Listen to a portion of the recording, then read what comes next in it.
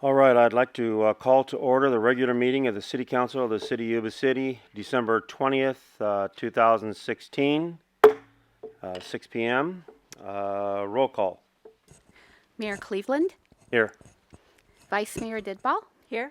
Councilmember Buckland. Here. Councilmember Cardoza. Here. Councilmember Harris.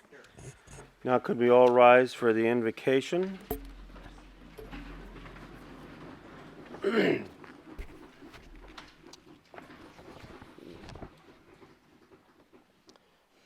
Thank you, mighty God, for this opportunity to serve the people of Yuba City. We ask you to guide us in each discussion and decision we make tonight for the citizens. We thank you for this opportunity to live in this great city in this time, at this time. Amen. Okay, I would like to ask the Eagle Scouts to come forward.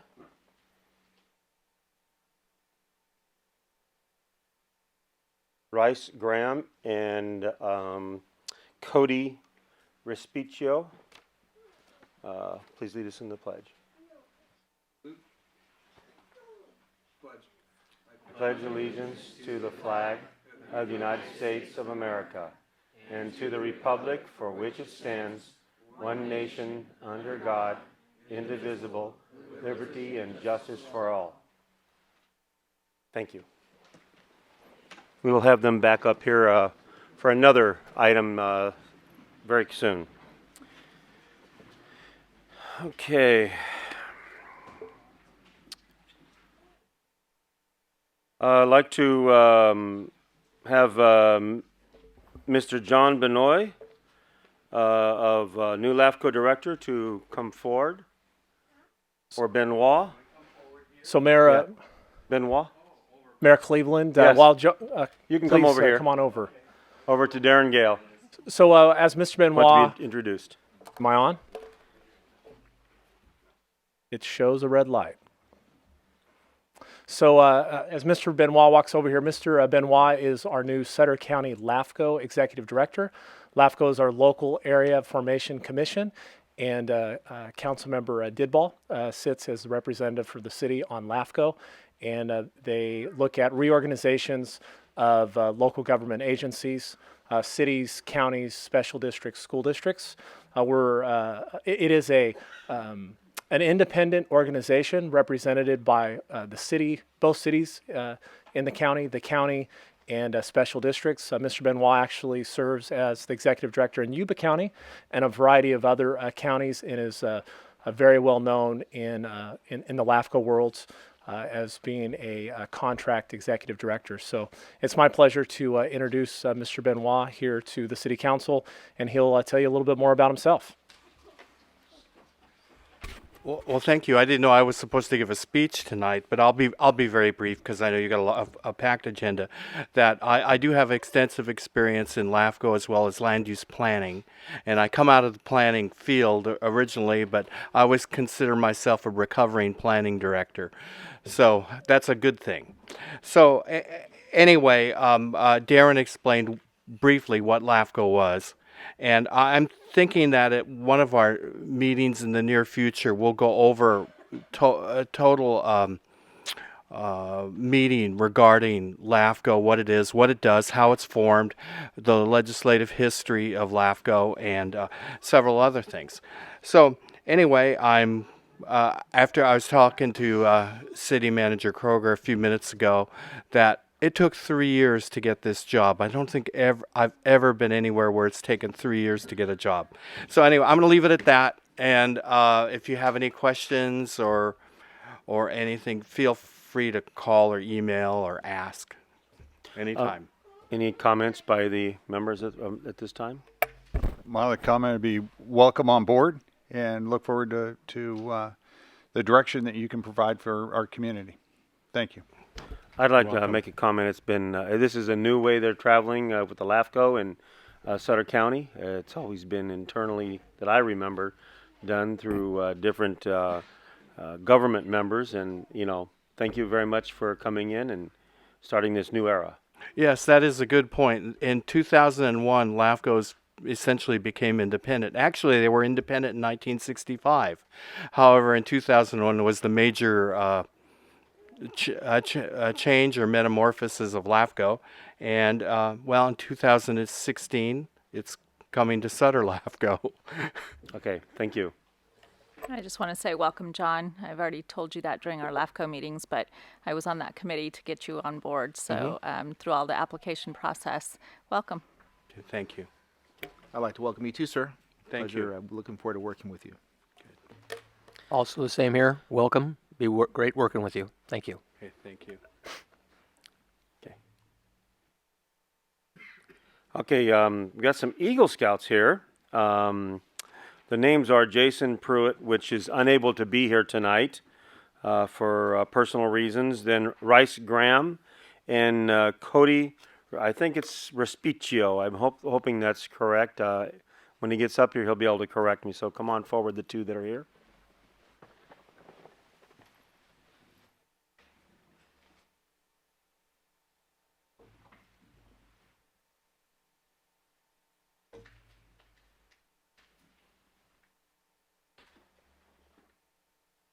Turn this one on. I haven't had to do that before.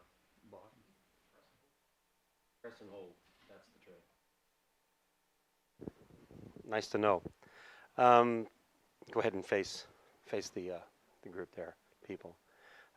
Eagle Scouts. I know that is a very, very difficult thing to accomplish. Actually have been part of a scouting program and teaching. It's very similar, and it's very difficult. The parents. Basically, it becomes a way of life for the parents and the boys. And I congratulate you on that, just from a personal point of view. And we have here for the gift for you, Rice. Oops, Rice. I'm sorry. You're right. And then there's your certificate recognition, certificate of recognition to Eagle Scout from Yuba City. Then we have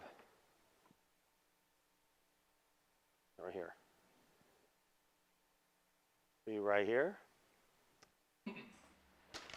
for Cody, and here's a gift here. And the question that I have for you is, what was your community project? My project was to build small free community libraries where anyone can come up and get a book. It doesn't cost no fees. There are no memberships required. And the idea is that it gets neighbors together to share books, because the book you take out of the library does not have to be the same book you return. So it has literature constantly circulating through it. And as far as I know, my project's already been in use. I have one at Gaucher, the aquatic park. I have one at my grandparents' house, and they live across from the Sutter Pool. I have one at my godparents' house, and they live in a kid-friendly area. So, and I also have one at Adventure Church, if those of you are familiar with it, the one on Garden Highway. So it was mainly targeted at kids, to get kids more into reading and to make books more readily available to members of the community. Thank you. That's very admirable. And what is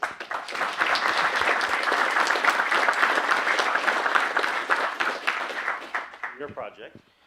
My project is building eight bulletin boards for 4 different schools, such as Yuba City High School, River Valley, April Lane. Let's see what else. That's okay if you forget. but you did 8 of them. And what the goal for the bulletin boards is to encourage special needs to get out and to be active, and also join community clubs and also high school clubs. Very good. Thank you.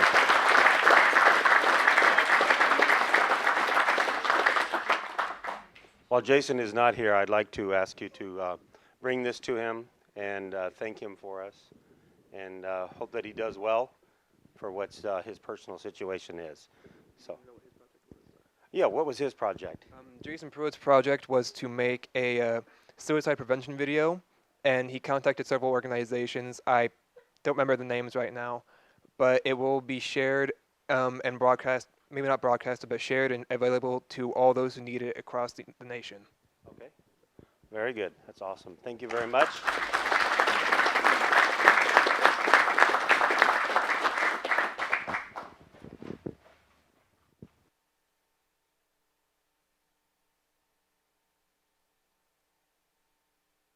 What do I have next here? Okay. We'll go to number 3, which is the swearing in of 5 Yuba City police officers. With Gregory Anderson, Andrew Eberly, Jacob Ernst, Zachary Hedgepeth, and Nicole Gibson. Please come forward. And Chief's already up here. Thank you, Mayor. We're going to have to speak loud. I think we're having a little issue with the microphone. So if you guys would step up here. What we're going to do is we're going to do the constitutional oath of office with all 5 of them. And they're going to have a selected family member or friend come up and pin their badge on. As I look out in the audience, I see, I don't know who's senior. Mike, how many years you got on? 27 years. Brian? 26. Yeah, 27, 26 years out here of experience, retired, lieutenant over here, and all the way down to our newest people that just successfully completed the field training program, and then Officer Martin, who's currently going through there. We have a wide breadth of experience, and we're very fortunate to have 5 new graduates, 4 of them from the Butte College Police Academy, and 1 from the Sacramento Los Rios College. So we're going to swear them in, and looking forward to having these guys start their FTO programs shortly. Some of them already have, I think. Second day or something like that. All right. What the best way to do this? I'll just turn my back to you and apologize. I state your name. Do solemnly swear that I will support and defend the Constitution of the United States and the Constitution of the State of California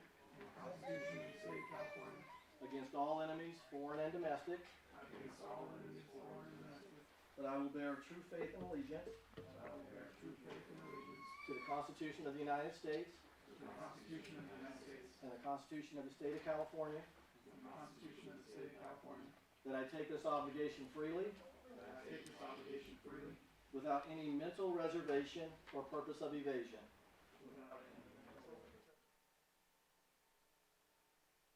And that I will well and faithfully discharge the duties upon which I am about to enter. So help me God.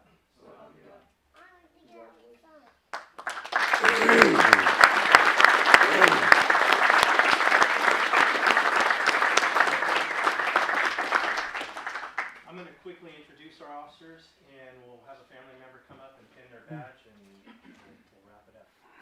First up, we have Greg Anderson. Greg was raised in the Sacramento region, and he currently resides in Carmichael. Greg recently graduated from the Post Academy at American River College. After serving 4 years in the United States Navy, he chose law enforcement as his path and put himself through the academy. And while in the Navy, he was trained as a naval foreman. We have his mother and father come up and pin his badge.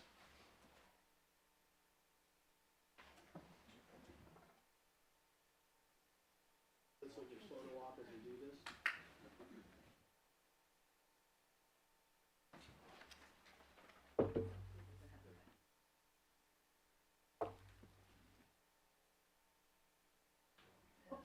I thought I was wrong. Mom. It's all in the family.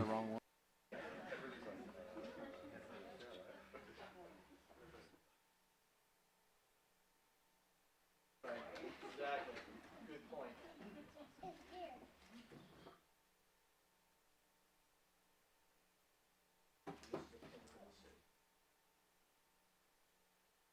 Next up, we have Andrew Everly, previously from Newark, California. He's now a Yuba City resident. His grandfather and 4 great uncles all served as peace officers. Andrew was recently employed in sales and marketing while coaching high school wrestling. And tonight we have his mother, Rosa.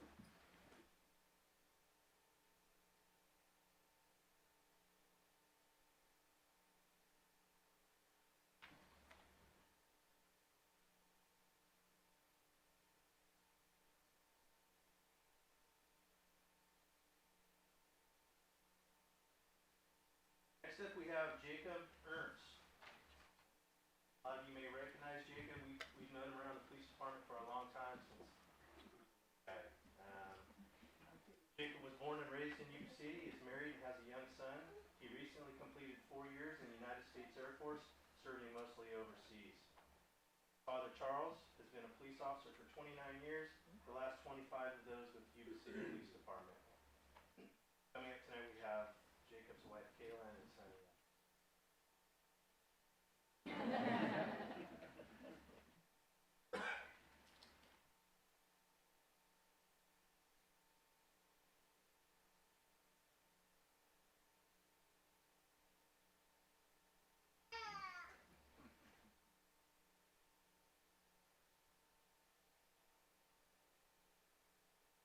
Zachary Hedgepeth. Zachary is a resident of Yuba City, married to Chelsea, and has a young son. He and his wife served 3 years for Youth with a Mission in Chico, Yuba City, Honduras, and Guatemala. Prior to entering the police academy, he worked as a paramedic, I believe with I County Ambulance, correct? Badge tonight will be his wife, Chelsea.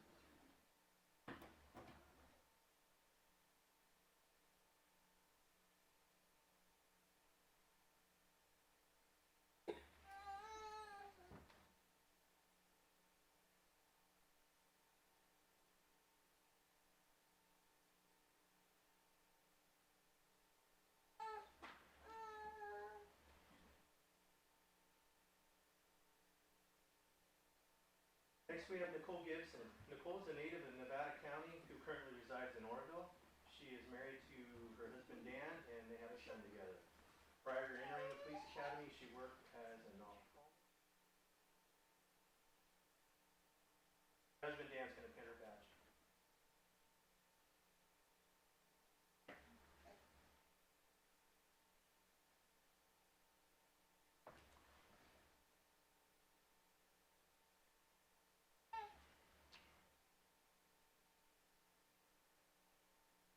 These are newest Yuba City officers, just for your guys' sake and your family. I think if you want, we can probably get everybody together outside for some additional photos.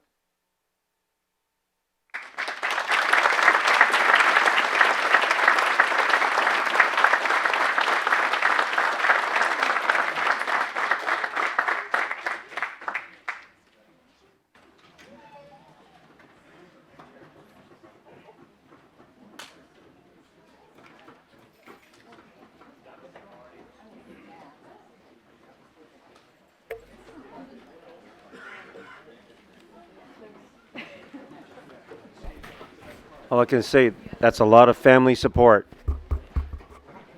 These things are way low. We don't have any sound. Almost none.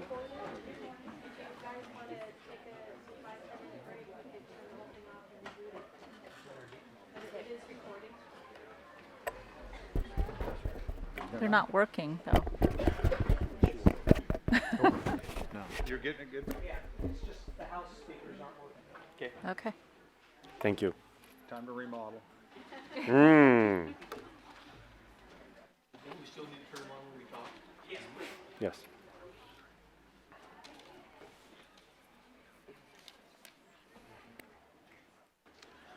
They're still filing out, so I'll give them just a little longer. Where'd they all go? Yeah.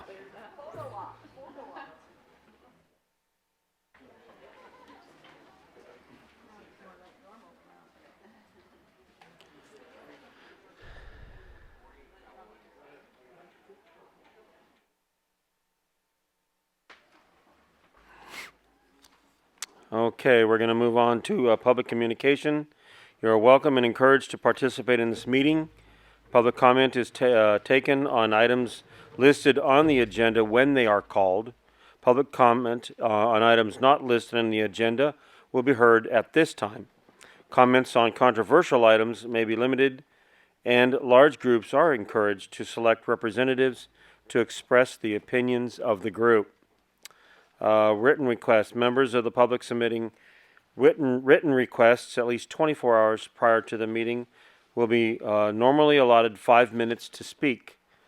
Do we have any that put in request? Yes, for item number 25, and they'll speak about it when you get to that item. Thank you very much. Members of the public may address the city council on items of interest that are within the city's jurisdiction. Individuals addressing general comments are encouraged to limit their statements to 3 minutes. Are there any other requests coming forward? I think there was one also on 24 or something later. Yes, on item 24, we'll have somebody also. Okay, we'll move on to number 6, proposed, it's a public hearing, proposed levy of the 2017 annual assessment of the downtown Yuba City Business Improvement District, which the center of that is Paluma Street, where all the businesses are. Darren Gale. Good evening, Mayor Cleveland and city council members. This evening, it's your opportunity to hold a public hearing as it relates to the 2017 annual assessment of the Downtown Business Improvement District. In December, your council heard a presentation from the DBA and set today as the public hearing. The only business that I do see here is the president of the DBA, Cindy Payne. We have received no one has contested this. And so at this time, we'd ask you to conduct the public hearing. And if hearing no comments, adopt the resolution confirming the annual report for the Downtown Business Association and levying the assessment for calendar year 2017. I can answer any questions that you might have. Council have any questions at this time? Okay, seeing none. The public hearing for the proposed levy of the 2017 annual assessment is now open. If there are any members of the public who would like to address the council on this issue, please step up to the podium and state your name for the record. And Cindy, would you like to make any comments at all? Are you satisfied? I'm satisfied, but I just wanted to thank all of you and our Christmas stroll. We had a great time. Heard nothing but great items from everybody. Okay, thank you. Hearing no further comment on this issue, closing the public hearing and bringing the matter back to the council. And I'm looking for discussion or action. Move for approval. Second that. Got a motion and a second. All in favor? Aye. Opposed? Seeing none. Unanimous vote approval. Thank you very much. Moving on to financial year 2015-17. Edward Bryan Memorial Justice Assistance Grant in the amount of $17,181. Brian Baker, Police Lieutenant. Good evening, members of the council, and for Darren Gale's sake, fellow Kewanee and Mayor Cleveland. Tonight we have before you, we need to conduct a public hearing on the acceptance of the Edward Byrne Memorial Grant, adopt a resolution authorizing the Chief of Police to accept those funds, authorize the mayor to execute an agreement with Sutter County, and authorize the Chief Financial Officer to make the appropriate budget adjustments. This funding is a no-match grant that we share with Sutter County. In years past, Sutter County has been the fiscal agent for that grant, but in those years we have received the majority of the funding. So this year that's changed, since we are going to receive a little over $15,000. They're going to get about $1,100 out of this grant fund. We're going to be the fiscal agent and run everything through us this go around.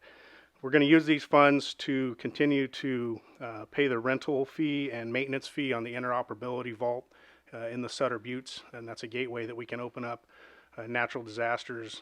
It's utilized during the Sikh Parade every year, so we can communicate better with local, state, and federal agencies. So at this point, I'll entertain any questions that the council may have. Any questions from the council at this time? Seeing none, open the public hearing for the Edward Bryan Memorial Grant is now open. If there are any members of the public who would like to address the council on this issue, please step up to the podium. State your name for the record. Okay, seeing none, I'm going to close the public hearing and bring it back to the council. I'd move for the adoption of the resolution authorizing Chief of Police to accept the fiscal year 2015-17 Edward Byrne Memorial Justice Assistance Grant in the amount of $17,181 for the said expenditures as described by Lieutenant, and that's hard for me to say, Baker. I wonder why. Second. It's bite my tongue.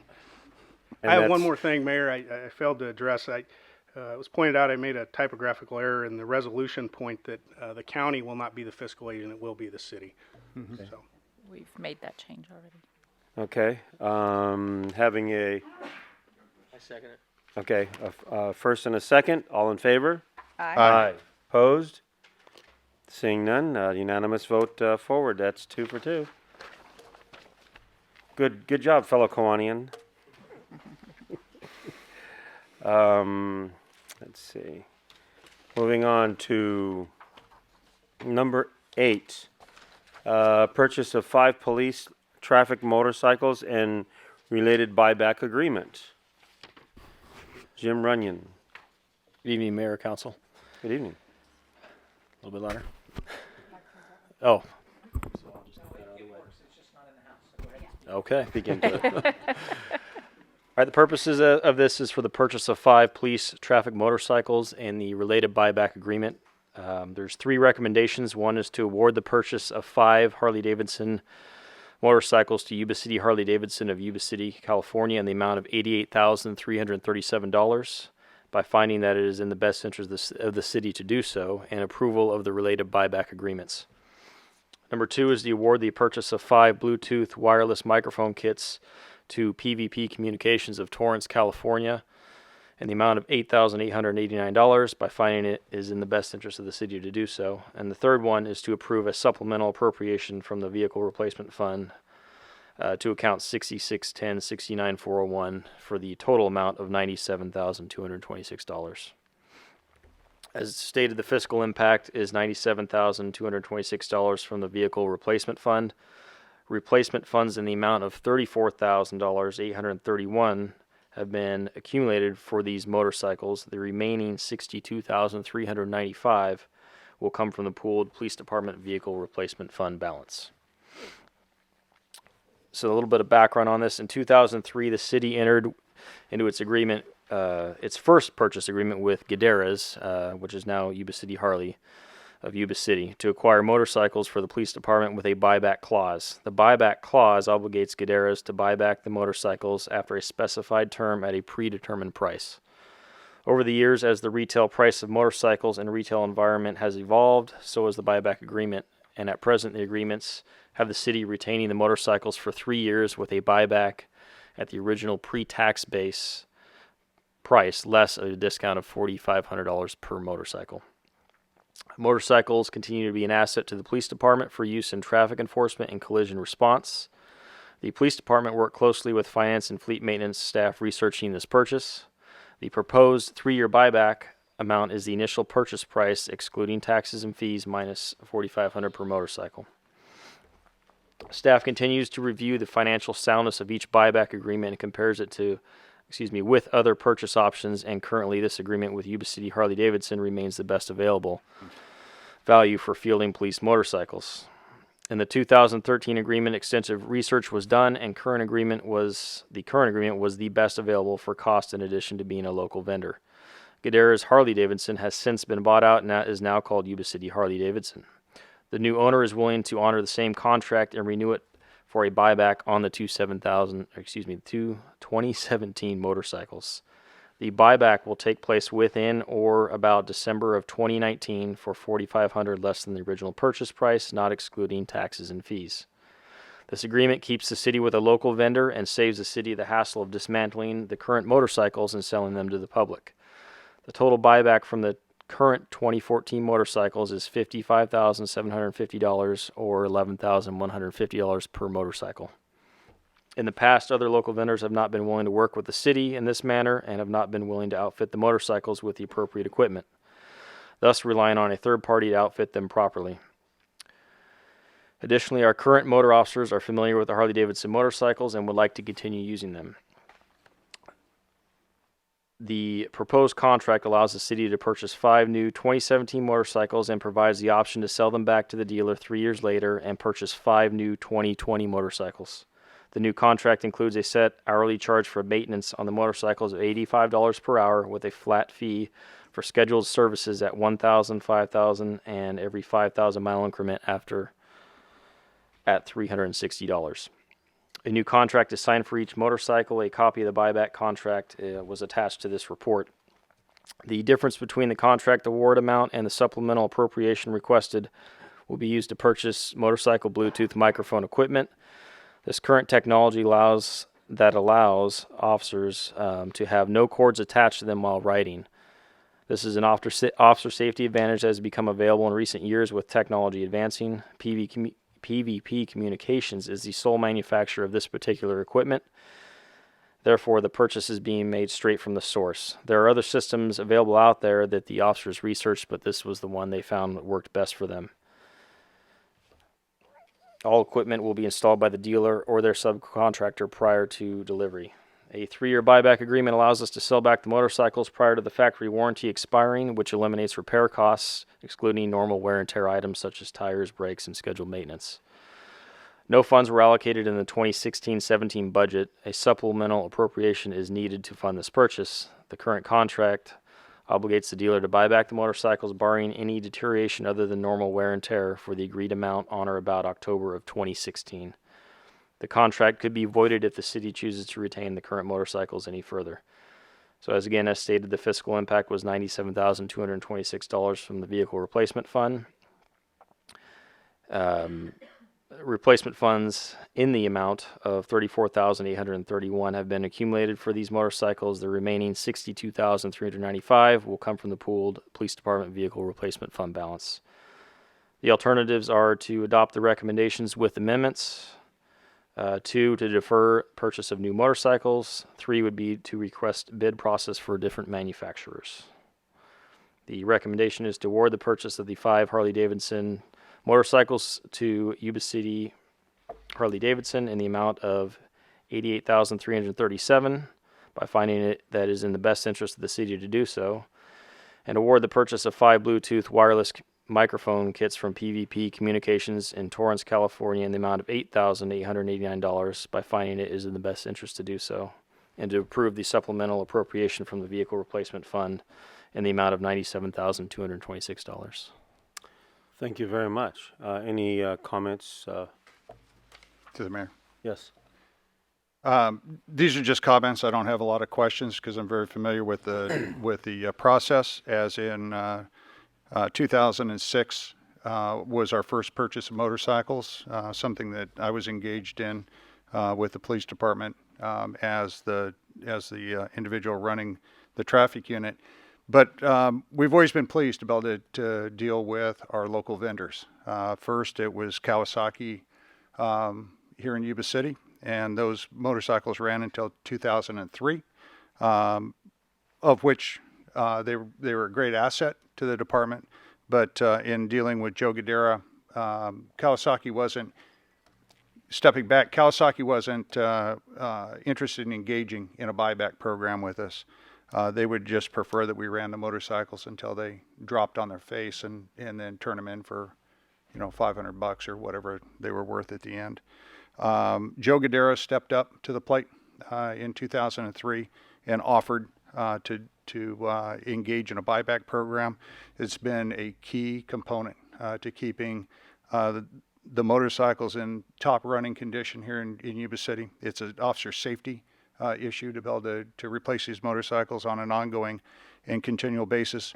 And certainly the equipment that's being asked for promotes officer safety. And I think that this is a great thing that Sunil has done, is to continue to move forward with an agreement that Joe started in 2003, and being a great asset to our community, Yuba City Harley-Davidson, to continue this agreement and look forward to the future, taking us well up into 2023 when the bikes will finally run out on this type of a contract. Yes. So great job to the traffic unit for continuing to move this forward. I congratulate you, Sergeant. Any other comments? Seeing none, I'd like to have an action. Move to approve. Second that. And then is that on A, B, and C, correct? Yes. It's on it all. Thank you very much. All in favor? Aye. Aye. Opposed? Seeing none, unanimous approval. Thank you again. Thank you. Good job. Next is some more police business here. Chief of Police Rob Landon on body-worn cameras. Good evening, Mayor Cleveland, Vice Mayor Didball, and council members. The item before you today is the purchase of body cameras and the upgraded patrol equipment for in-car videos. I'm up here to talk a little bit about the background because we originally presented the idea of bringing body cameras to the police department back in 2015 and 16. We did that through the COPS grant, and it was approved back in January of 2015. Since that time, we started testing a lot of different models. We want to get the best model that demonstrated the officer safety, ease of use for the officers, reliability, compatibility, and storage of tape. As we went through the process, we went through several different models. Every time we thought we were getting close, we realized that didn't have the storage, or that didn't have the officers, or they had a green light in the front that made an officer safety issue. So we kept finding a different product. For a little bit over a year, we realized that with all technology, phones and everything else, we got to stop chasing our tail, and we got to make a decision. That's what we're presenting to you guys today, the different models, and that's the part of the presentation that Devin will be presenting.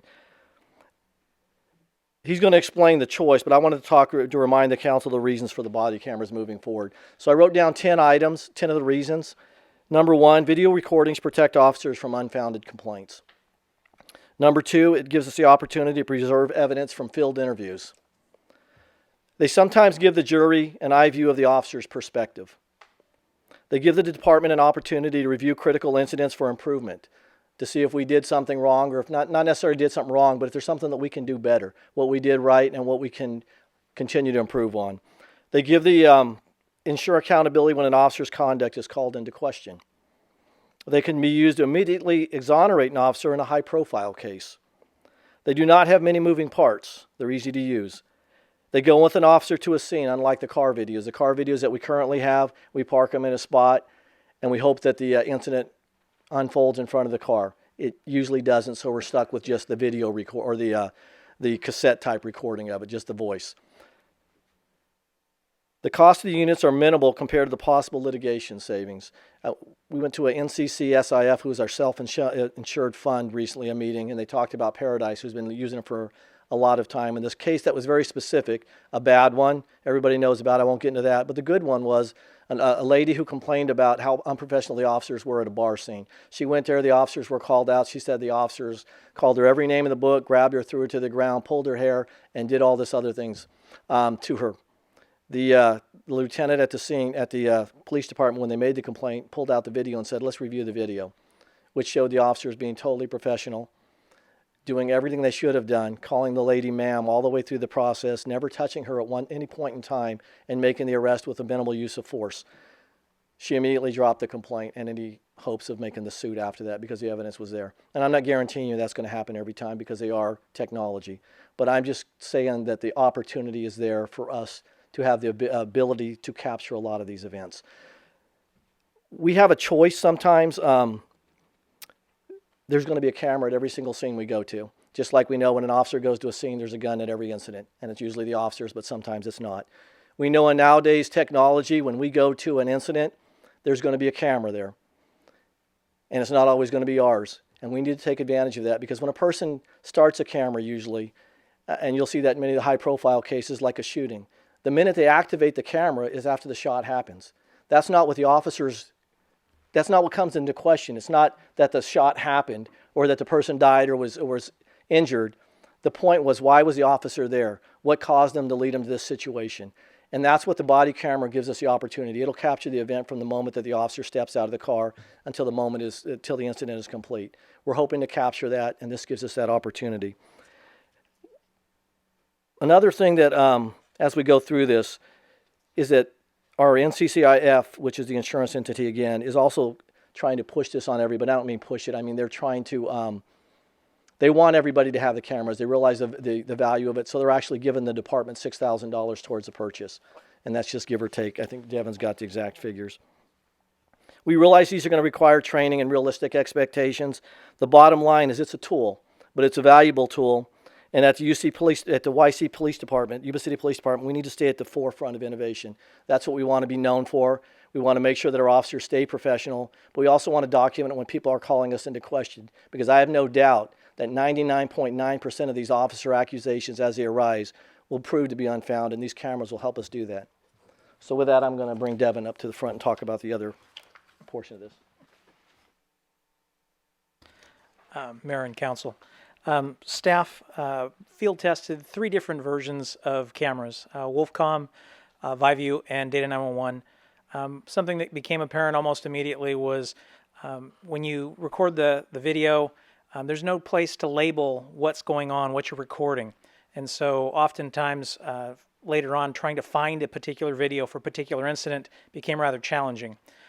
Downloading those cameras was also a bit of a challenge because the folks we try to keep our officers out in the field as much as we can. With the upshot of that being when they come back, they need to plug the camera in and download it and then label those videos and try to figure out which ones were which. So it just wasn't, most of the camera systems afield today don't have any kind of integration to any other item of the officer's equipment. So we just needed to find something better. Our search eventually got us to Data 911. That is our current vendor for our in-car video system. The nice thing about the proposed camera that we're recommending to you tonight is that it is wirelessly tethered to the car. So if lights and sirens are activated in the car, the body-worn camera activates. If the officer is outside of the car and decides to activate his camera, that starts the recording process inside the car. So now we have all the cameras that you can possibly have started in recording. When the incident is over, the officer can go back to the car, stop it. It immediately pops up and says, label me. And so they get to categorize the video, label it, and save it. Now as they drive around, the camera downloads to the car. The car is whispering back through cellular data. The data, if they pull into the police department or other city facilities, it's uploaded via Wi-Fi. So the officers do things that they normally would do. They don't have to carry extra equipment. An additional feature of this one is this becomes their microphone for their in-car camera system. So then we're not adding more equipment to their belt that's already full. We're just kind of replacing something that's more multiple or multi-purpose than what they have today. The funding for this is kind of multiple sources. We had already placed the in-car camera system in our technology replacement fund. So we had funds gathered from there. We have COP state grant funds for a part of it. And then as the chief indicated, NCCSIF values this program so much that they're setting aside $3,030 a year. And so we're entitled to 2 years distribution. So that's $6,060 for that. So with that, we are recommending you approve the purchase from Data 911 for the camera, both the personal cameras and the in-car camera system upgrade. And also, as a supplement to that, Cop Shop, we put a formal bid out earlier this year to have 5 patrol cars set up. Cop Shop received that bid, so since they're most familiar and currently familiar with our cars, we contacted them for a quotation for installing this stuff. They gave us back a really reasonable price since they're familiar with the cars. And so with that, we'd also recommend that you adopt all of these staff's recommendations at this time. And with that, I'll answer any questions you may have. Any questions from the council? To the mayor. Yes. Devin, on the body-worn cameras, is there a pre-roll time that can be set on these? So if the officer is to exit the car absent red lights and siren, approach a scene, something goes down, and then activates the camera manually, is there a pre-roll segment that can be set? In the interest of battery life, no, there isn't. What the camera does is it goes in, when it's not activated, it's in a standby mode, so it's listening for its brothers, if you will, to send an activation code. That's the only part that's active. That's different than the existing and in-car system that is always viewing, always recording. And so when you press the camera button or activate a gun lock or go lights and sirens inside the car, it grabs the preceding 30 seconds and then starts recording. And that's why it's kind of nice for accidents, because they also have crash sensors. So if a police car is crashed, the G sensor goes off and you get 30 seconds before the accident and as much as you can possibly have, hopefully until the battery gives out. So the answer to your question is no, the personal cameras do not have that 30-second ahead They only do recording from the moment of activation. The cars do have that though. So if I can add on just a second to that, we realize that we can have the best cameras in the world, but if our policy's no good, then the cameras are going to be ineffective. So we do currently have a policy in place that has certain requirements when we activate the camera, and they're very stringent as far as all enforcement investigative contacts, including stops and FI situations. So we list all the different scenarios where we want the officer to activate the cameras, and they are pretty much anytime you're going to come into suspect contact.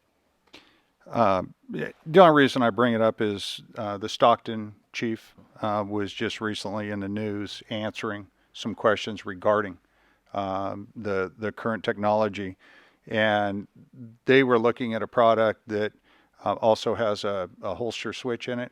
So when a gun comes out of the holster, meaning if somebody exits a car and there's an immediate threat, they may not have time to do an activation.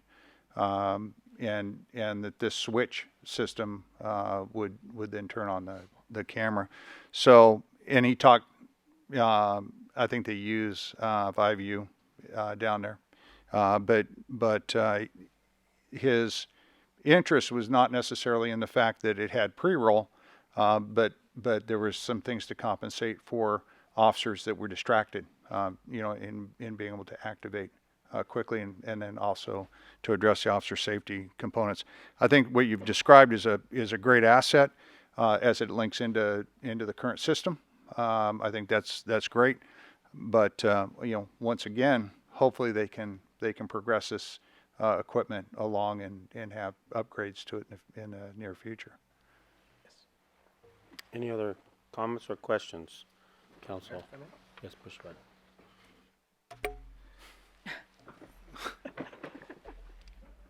Mr. Barber, did I hear you correctly when you said all the officer has to do is say, make me an event, or record me, or label me, or something?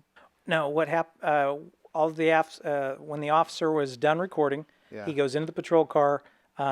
He hits the stop record, and then it pops up with a little screen, if you will.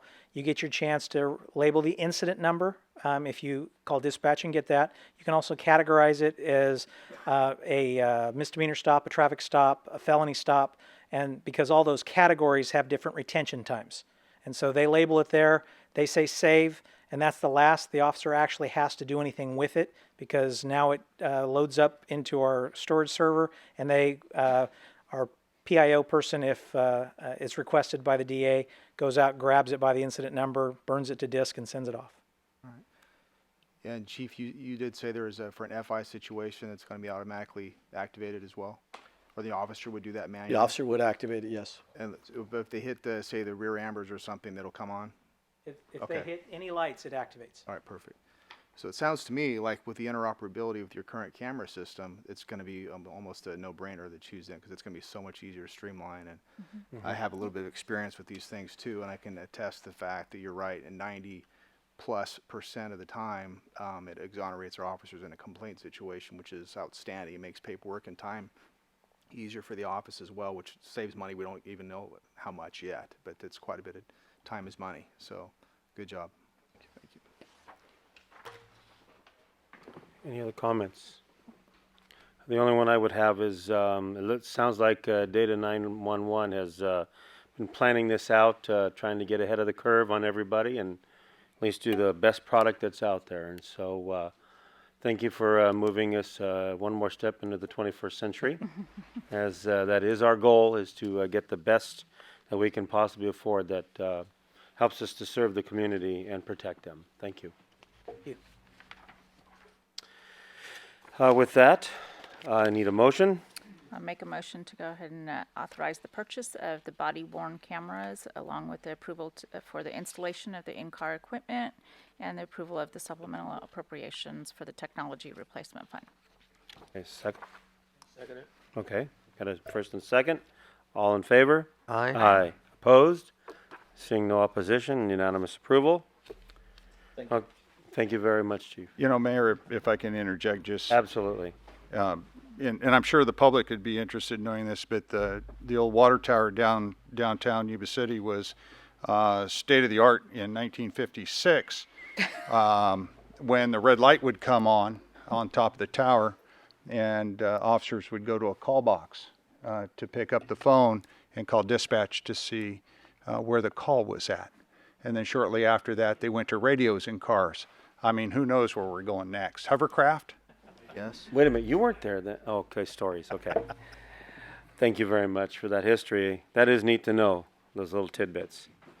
With that, moving on to 10, adopt the ordinance 2015 edition of the International Fire Code and Fire Prevention. Jim Matthews, it's good to see you. Good evening, Mr. Mayor, members of the council, and members of the community. I'm Jim Matthews, your fire marshal, retired, so I guess now I'm your interim fire marshal for an undetermined amount of time. Here before you tonight for the triennial adoption of the fire code. Every 3 years, the California Building Standards Commission adopts new building standards. One component of that is the fire code.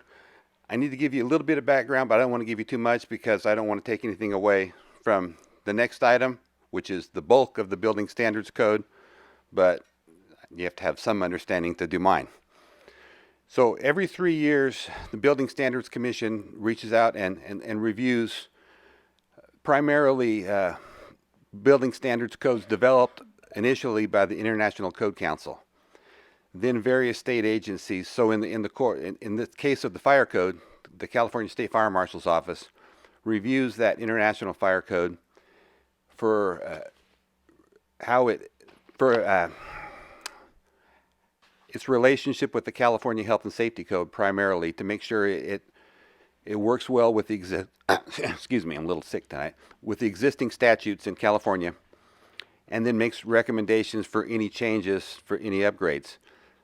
They make those recommendations to the Building Standards Commission. That then becomes Part 9 of the California Building Standards Code, and then that is mandated adoption in California effective January 1.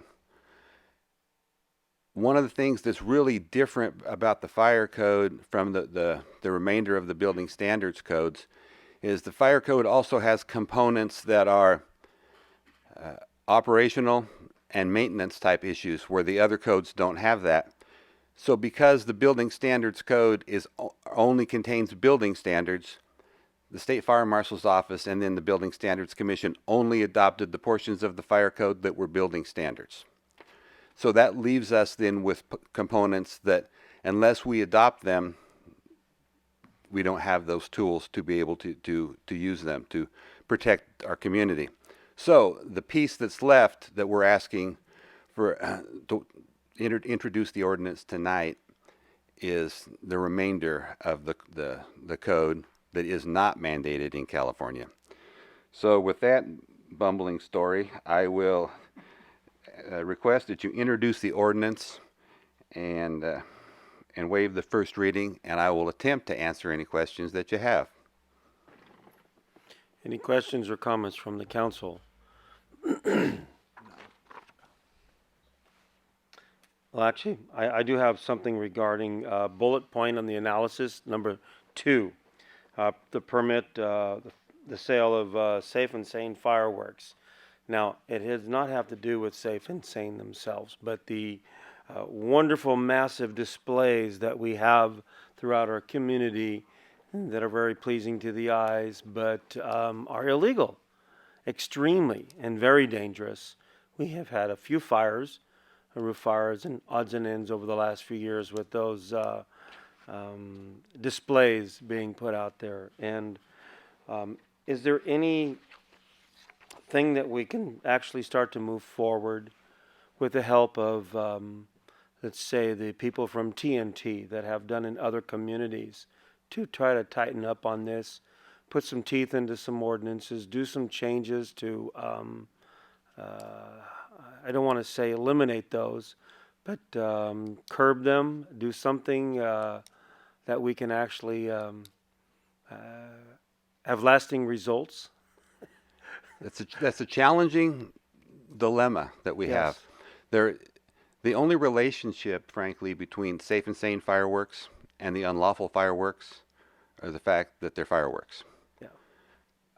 there are statutes on the books in the Health and Safety Code and in the Penal Code that define the fact that the unlawful fireworks are illegal. So it's primarily a law enforcement issue, and we try every year. We have a relationship, and we work with the police department on some enforcement issues. Obviously, the fire department, while the fire department is your agency that has the knowledge of what's lawful and what's unlawful with respect to fireworks, but we don't have the tools to cite and arrest. So there needs to be a relationship between police and fire, and a task force, if you will, to address that. You mentioned TNT, for example. When we developed the fireworks ordinance, which was initially a standalone ordinance from this, and we incorporated it into this code adoption, that was done with TNT and with Phantom, trying to work together on the fireworks issue.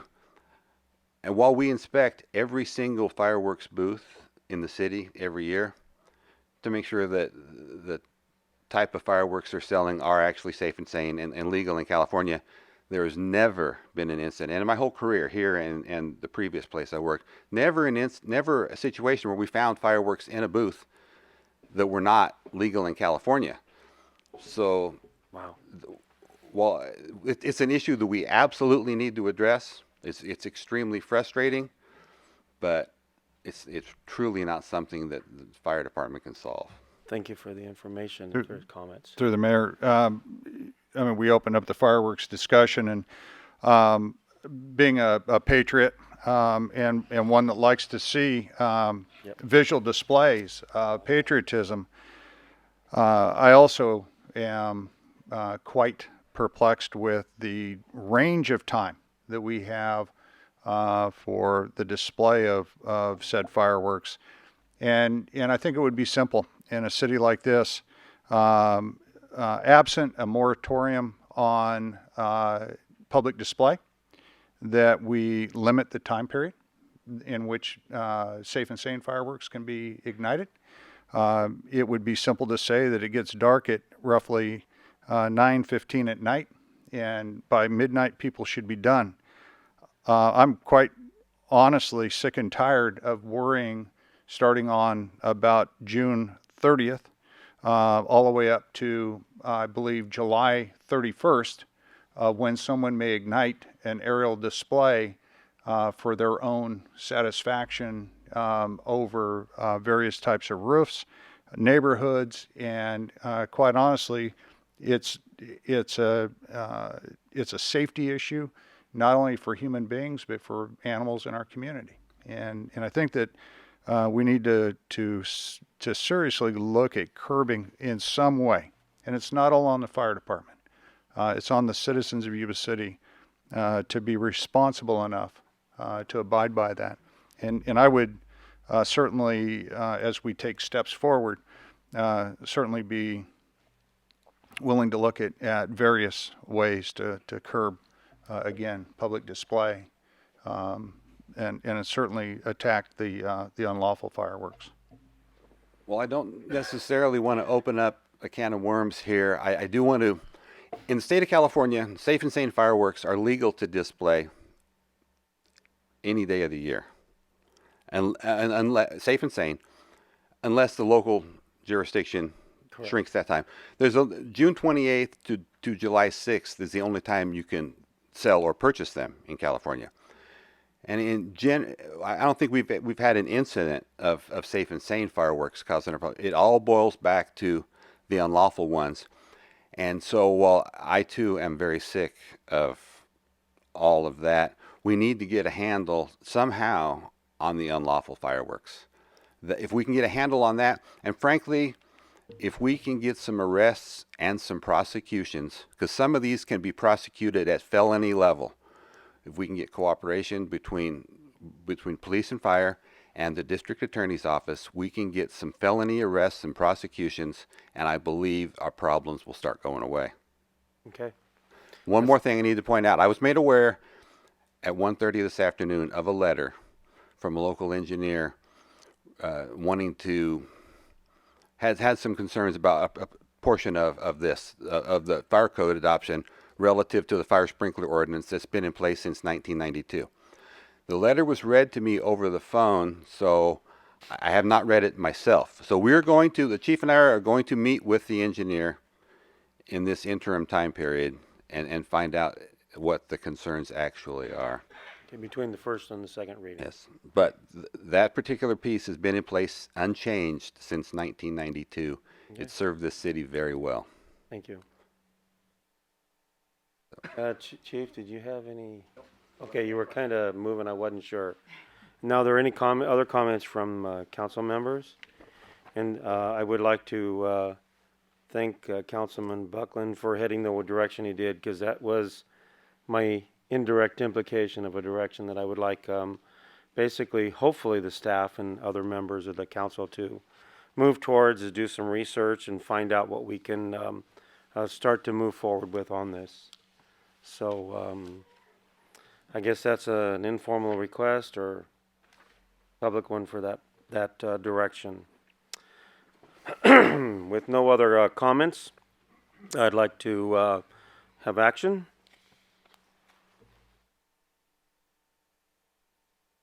Move to approve.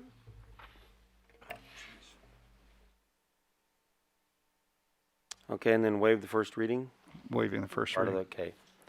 I learned it at the county, we still say that, so I'm still stuck on some of those things. All in favor? Aye. Opposed? Seeing none, unanimous passing. Thank you. Thank you very much. And go home, go to bed. Get some rest. Okay, moving on to number 11, adoption of the 2016 edition of the California Building Standards Code, building regulations and ordinance. I used to have to deal a lot with these in my previous life, so kind of familiar with this. Mayor, members of the council, Arnoldo Rodriguez, Development Services Department.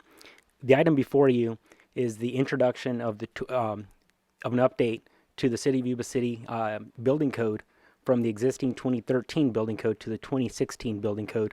So in the Development Services Department, we're probably one step ahead of the fire department. They're only on the 2015 code, so they're a year behind us. Ooh. So as Jim said in item 10, so the building code's also on a 3-year cycle, exactly like the fire code is as well. So the existing building code was adopted at the end of December of 2012. It went into effect of 2013. This building code cycle would be adopted. It would go into effect in January, and then it would be valid for a 3-year period. There are, however, a couple of modifications during that time frame, and it's generally in response to updates at the state legislation level or at the state senate level, which triggers some potential updates to the building code, and they're predominantly triggered by planning or zoning changes at the state level, which oftentimes then the building code has to respond. However, sans those changes, there are very few changes to the building code during that 3-year period.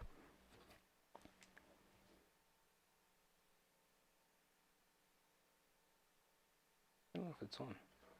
I know it's not on. Here we go.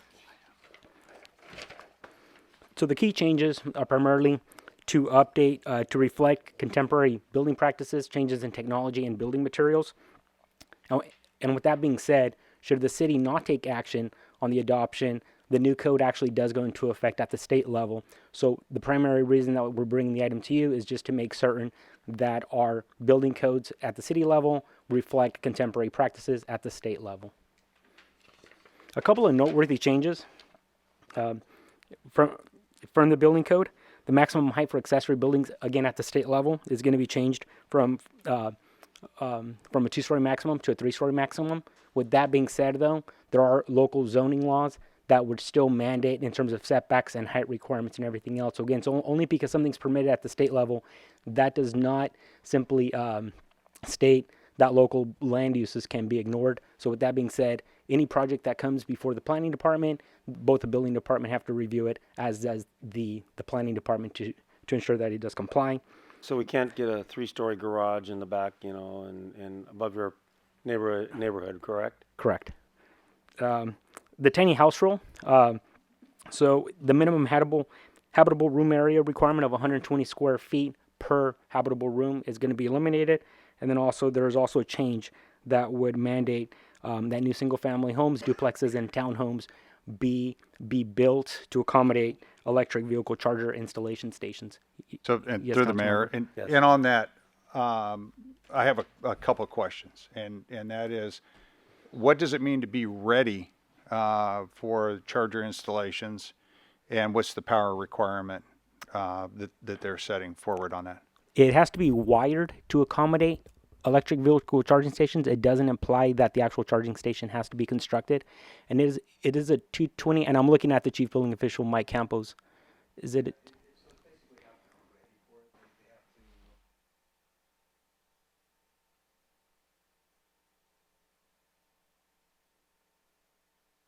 And is that a 220 volt or is it a 115? Or it's a 120. Oh, okay. Yeah, thank you. My question is on the teeny house rule. It's kind of interesting, minimum habitable room areas, so they can make them smaller than that, and it's habitable now. Basically dealing with things like they've done on the Marysville side for the tiny homes. Is that one of the reasons for the accommodation of that, or have they given anything? So Ken, this is actually partnered with, there are some changes that are coming down the pike for accessory dwelling units. And one of the key things at the state level is that they're attempting to increase densities and to allow backyard cottages, which are commonly referred to as granny flats. And one of the things at the state level that they're attempting to do is there are some jurisdictions, primarily on the coastal communities, that are strongly no-growth communities, that they've attempted to circumvent the permitting accessory dwelling units by imposing other regulations. So what this would do, it simply eliminates or minimizes potential local regulations from superseding the state level. However, as those changes are coming forward, staff will be sure to bring those changes to the city council to make sure that it's very clear to us in terms of how those changes could potentially impact Yuba City residents. I have seen online, of course, a lot of us probably have some of the living independently, I'm going to say, for family members, that they could bring them in temporarily, connect them up, and then they can be removed. But they're fully self-contained. Title 24, everything is there to where when they're gone, they have to be removed. Correct. Unless you have another family member that is in the same situation. But some of them are absolutely beautiful.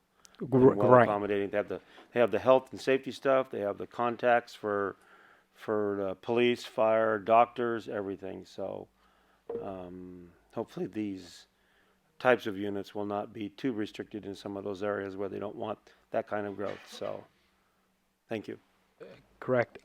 So overall, from staff's review of the changes, it's staff's opinion that the actual changes are relatively minor overall from the big picture. Staff has attended a couple of training seminars and is going to continue to do so.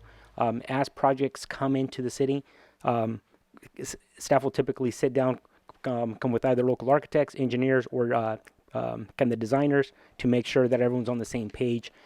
Typically, the first couple of months, there's probably more questions oftentimes. Probably by the 6th month, at that point, a lot of people are going to have plenty of experience with the new building code. And again, it's not holistic changes, rather it's simply an update of the actual code. So with that being said,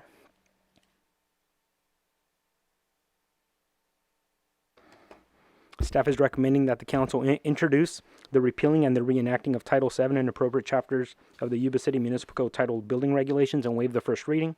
And with that being said, this ordinance will be brought back to the city council for formal action at your next meeting. And the effective date of the ordinance will be on the 31st date after city council action, which again will be brought back to the city council your very first meeting in January. Thank you. Any other questions or comments from council? Seeing none, looking for action.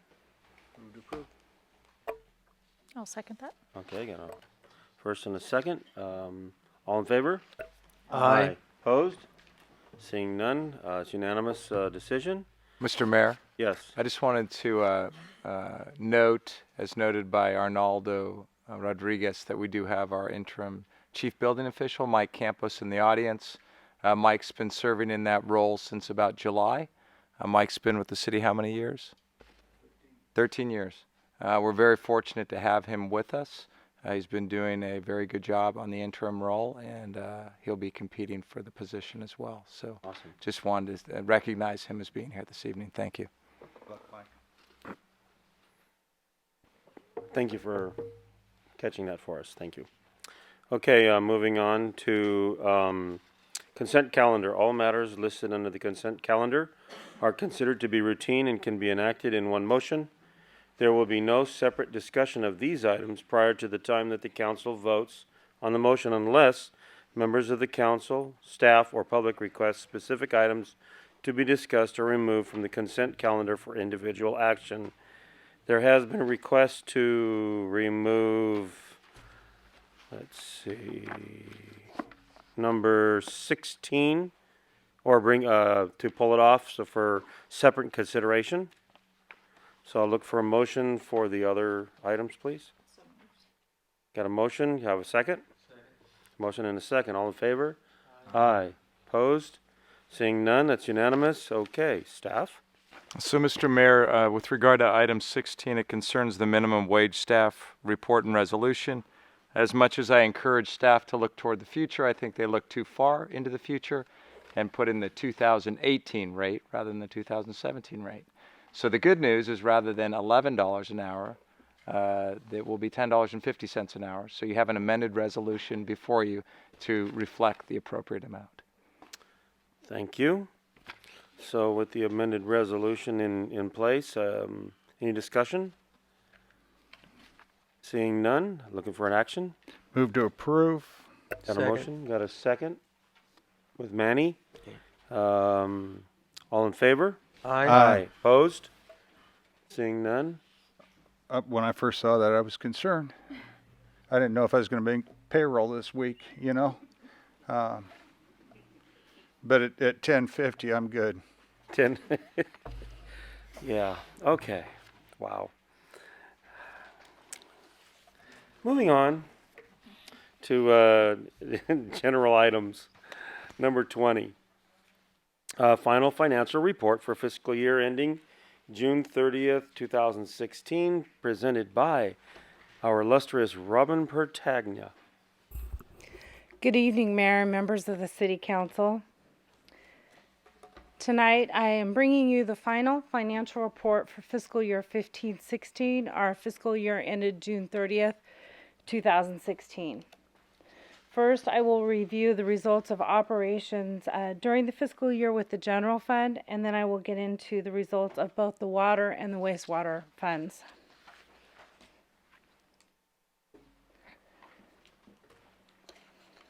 Please feel free to stop me anytime if you have questions about any of the slides or anything else that I'm presenting. This is the highest level overview summary of our general fund. It shows the fund balance on a budget versus actual basis in millions of dollars. It includes the beginning fund balance as of July 1st, 2015, total revenues budgeted and actual revenues received for the year, along with expenditures and the ending fund balance. The original 15-16 budgeted expenditures were $37.4 million. Throughout the fiscal year, we added a total of $2.5 million in additional appropriations. The items that were included in that were grant appropriations of just under $1.1 million, prior year purchase order encumbrances of about $353,000, MOU negotiations and salary changes $852,000, and strike team overtime of about $145,000. That brought the final budgeted expenditures to a total of $39.9 million. Actual expenditures ended the year at $37.3 million, under budget by $2.5 million. And I'll get into more details on that here in a little bit. Savings occurred across almost all departments and line items of the budget. I'll show you a breakdown of that savings too here in a couple minutes. We ended the fiscal year with an uncommitted fund balance, which meets the council's fiscal priority policy of a 15% reserve of the 16-17 appropriations. So my next several slides will focus on the city's revenues, and after that I'll move on to the expenditures.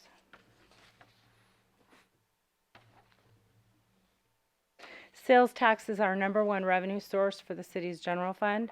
This gives you 10 years worth of history for sales tax.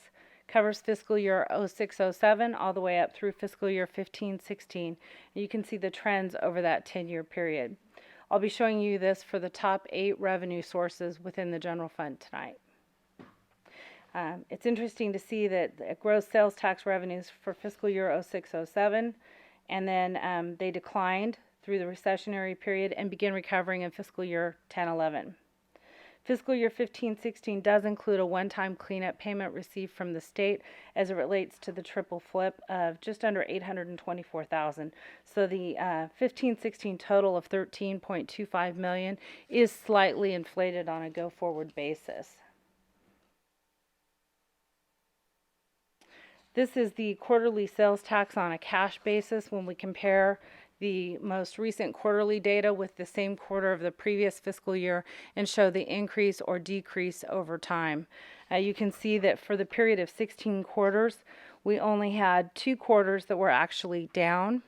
And for fiscal year 15-16, the average of the quarters was 3.925% increase, and we budgeted for 3.5% increase. So we were moderately above what we had budgeted by almost 0.5 percentage point.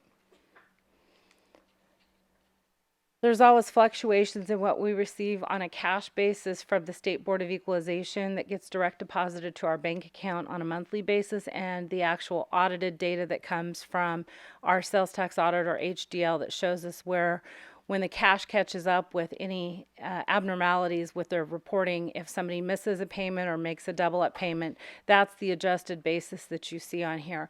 I always like to see that as well, because that tells me ultimately where the cash is going to end up.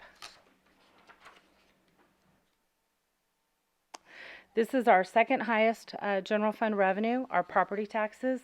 You can see that those peaked in 07-08 with a steady decline till fiscal year 12-13, at which time they slowly began to increase, with the largest increase occurring in fiscal year 14-15.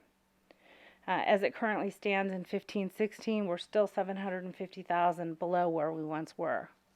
So we're coming back, but it's definitely been a slow progression.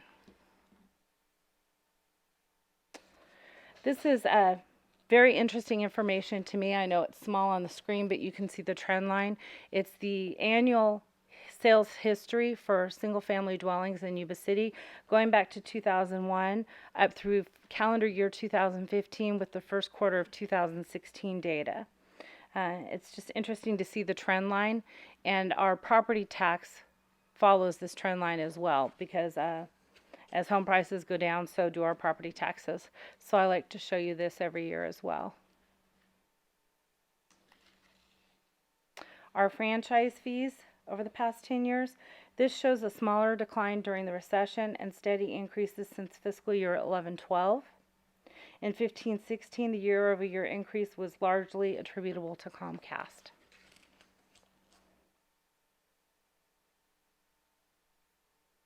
Recreation program revenues. This shows that they peaked in fiscal year 08-09, which happens to be the year that the GAP facility opened, then declined each year until fiscal year 15-16, and we saw an increase in those revenues in 15-16 as well.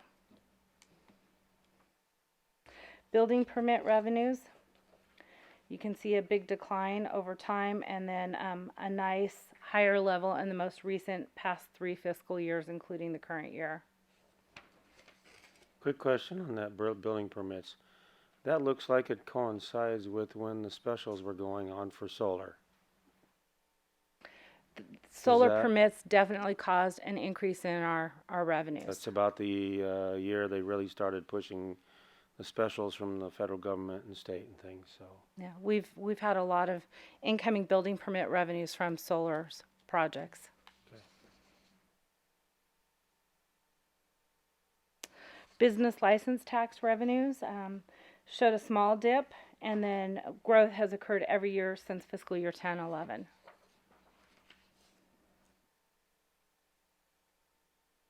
Our hotel motel surcharge. Again, you can see that the trend line here with increases in the most recent years, with it peaking in fiscal year 15-16. And our last of our top 8 revenues are CSAG revenues, showing that we had a decline in 06-07 through fiscal year 11-12, and then increases through fiscal year 15-16. And this slide represents the total general fund revenues for the past 10 years. I think it's very important for you to see the trend line here, and when things declined for a period of time, we saw an increase of just over $1 million in fiscal year 13-14, an increase of $2.2 million in fiscal year 14-15, and another increase in fiscal year 15-16 of $1.69 million. In 15-16, revenues of $39.05 million represents an all-time high for our city general fund. And next, I'll transition to discussing our general fund expenditures.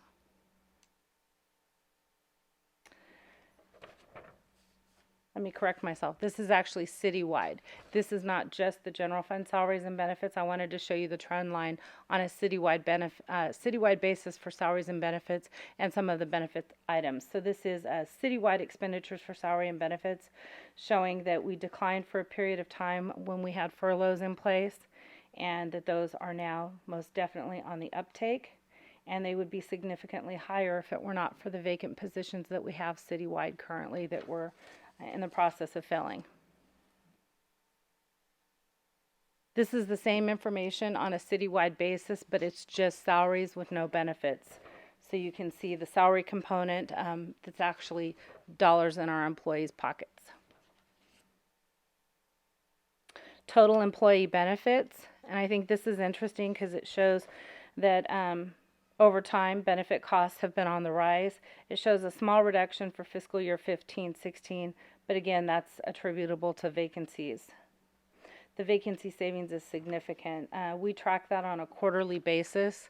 I looked at the April 2016 total, and vacancies were saving the city about $3.35 million. So it's very significant. I've also, since we've been monitoring it for a couple years now, seems to be a trend where vacancies peak in October, and January and April they actually decline. These are citywide retirement costs here. Again, it shows a downward trend in 15-16. It's somewhat, I don't want to say misleading, but it is because of the vacancy savings and being so many vacant positions in the city. Just to give you a feel for that, we had 21 vacancies in the general fund in April of 2016, which compared to total budgeted positions authorized, it was 9.2%. And the high point was in October of 2015, where we had 32 vacancies, or 14%. So very, very significant.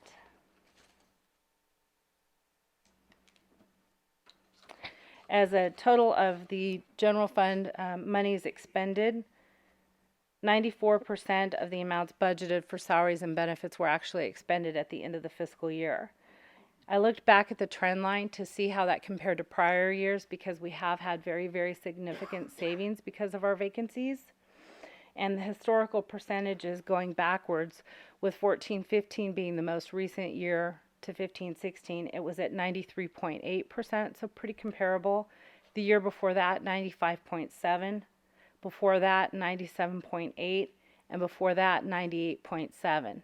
And it's important to know that, because when we only had 1.3% savings, we were spending almost everything we budgeted. It's not savings that we can count on or use for other purposes. We really need to hang on to it for one-time expenditures, because once we fill the positions, we won't have that savings on an ongoing basis. Additionally, the savings from vacant positions in the current year is about $1.8 million. Looking back, it was previously $1.2 million. And with those higher percentages in the earlier years, 4 and 5 years ago, the savings was only about $600,000. So it is significant, but it's one time in nature, and I don't expect it to continue on into the future as we're actively doing recruitments.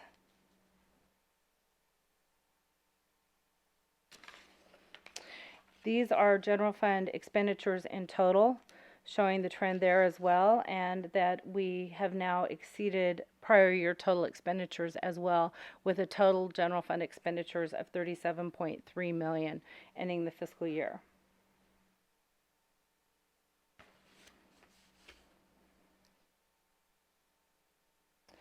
As I mentioned before, the savings on a department by department basis contributing to the total at the bottom of just under $2.6 million comes from almost all departments. The city attorney budget shows it's as being over budget. That's not actually the city attorney. It's all the personnel attorneys and the things that we use to pay for negotiations and personnel action items. So as a point of clarification, and the fire department, that's for overtime for backfilling for their constant staffing model. Anytime anybody's out for any reason, the shift has to be covered, so they always have overtime costs that eat into their budget and cause them to go over budget typically.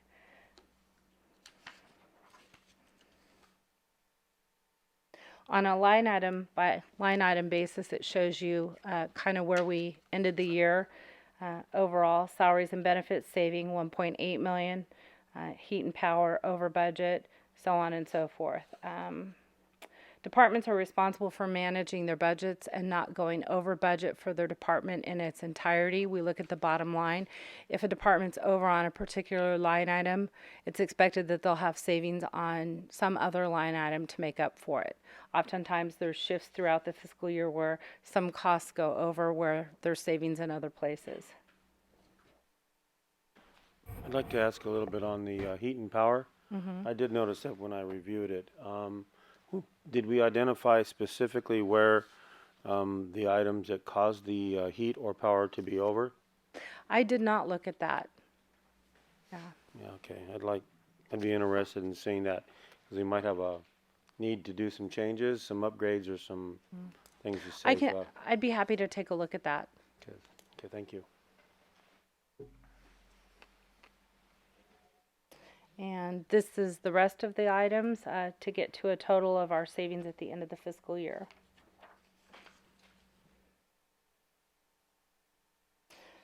This is very, very busy, but it shows you the total revenues and the total expenditures for each of the fiscal years, with the revenues being in blue and the expenditures being in yellow. So when you look at the line items side by side, you can see the years that we had a surplus, and then the years where we were deficit spending during the recession, and now where we're back to a surplus due to our vacancies. The surplus was $645,000 in 13-14. That increased to $1.81 million in 14-15, and in the current year it was $1.75 million. With that, I'll move on to discuss our water and wastewater funds.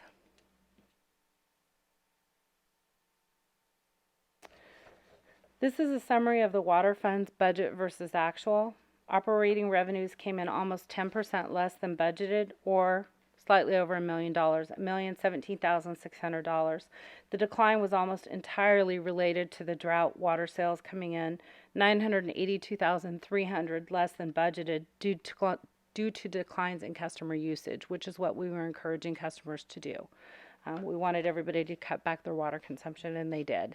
But that definitely hurt our revenues. Penalty revenues were also $59,700 less than budgeted.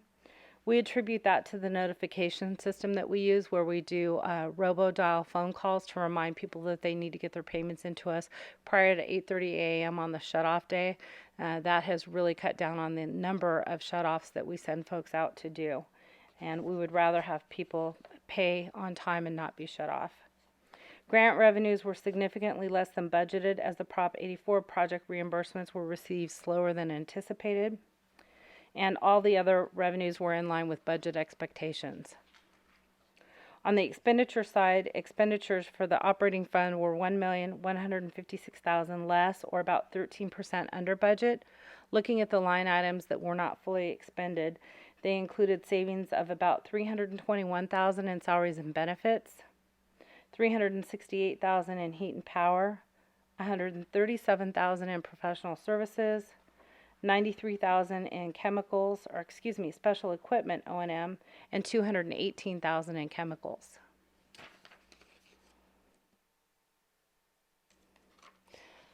One of my favorite slides is our water debt coverage ratio. It's where we compare the revenues and the expenditures and look at how much we're able to cover the debt payments that we owe on our bonds. Our rating agencies have us look at this very carefully. You take total revenues, including the capital connection fees, subtract operating expenses to get net revenues, and then compare that to the total debt service requirement to be paid for that fiscal year. Per our bond covenants, this ratio must be maintained at 1.2 or 120%. The city's ratio dropped by 1.29 for fiscal year 14-15, still meeting our required ratio, but not by a whole lot. In fiscal year 15-16, the ratio increased back up to 1.44, but it included one-time capital connection fee revenues for the Prop 84 waterline project that we received of $1,625,000. I'll show you on the next slide what our ratio would have been without them. The fiscal year 16-17 adopted budget shows that we budgeted to continue meeting the required 1.2 ratio, and our ratio based upon our budgeted 16-17 revenues and expenditures it's equal to 1.45. So we're definitely meeting our bond covenants. This is the adjusted 15-16 water debt coverage. You can see that when I take out the $1.625 million in water connection fees, it drops our ratio down to 0.92%. Most definitely not in accordance with our bond requirements. So this further shows that we needed to increase water rates. We took the action necessary that we had to in order to meet the bond covenant requirements that we have to. And it just further shows why our rate increases were so necessary. Moving on to the wastewater utility. Revenues ended the year at about 101% of the amount budgeted, or $162,000 higher than anticipated. This was almost entirely attributable to an increase in the sewer service charges billed to customers in excess of the amount budgeted. Capital connection fees were also 1% higher than the amount budgeted, or about $7,500. Operating expenditures were at 84% of the amounts budgeted. The savings equated to about $1.6 million, and the savings occurred in salaries and benefits, about $547,000, heat and power, $99,000, professional services, $223,000, special equipment O&M, $237,000, and chemicals, $307,000.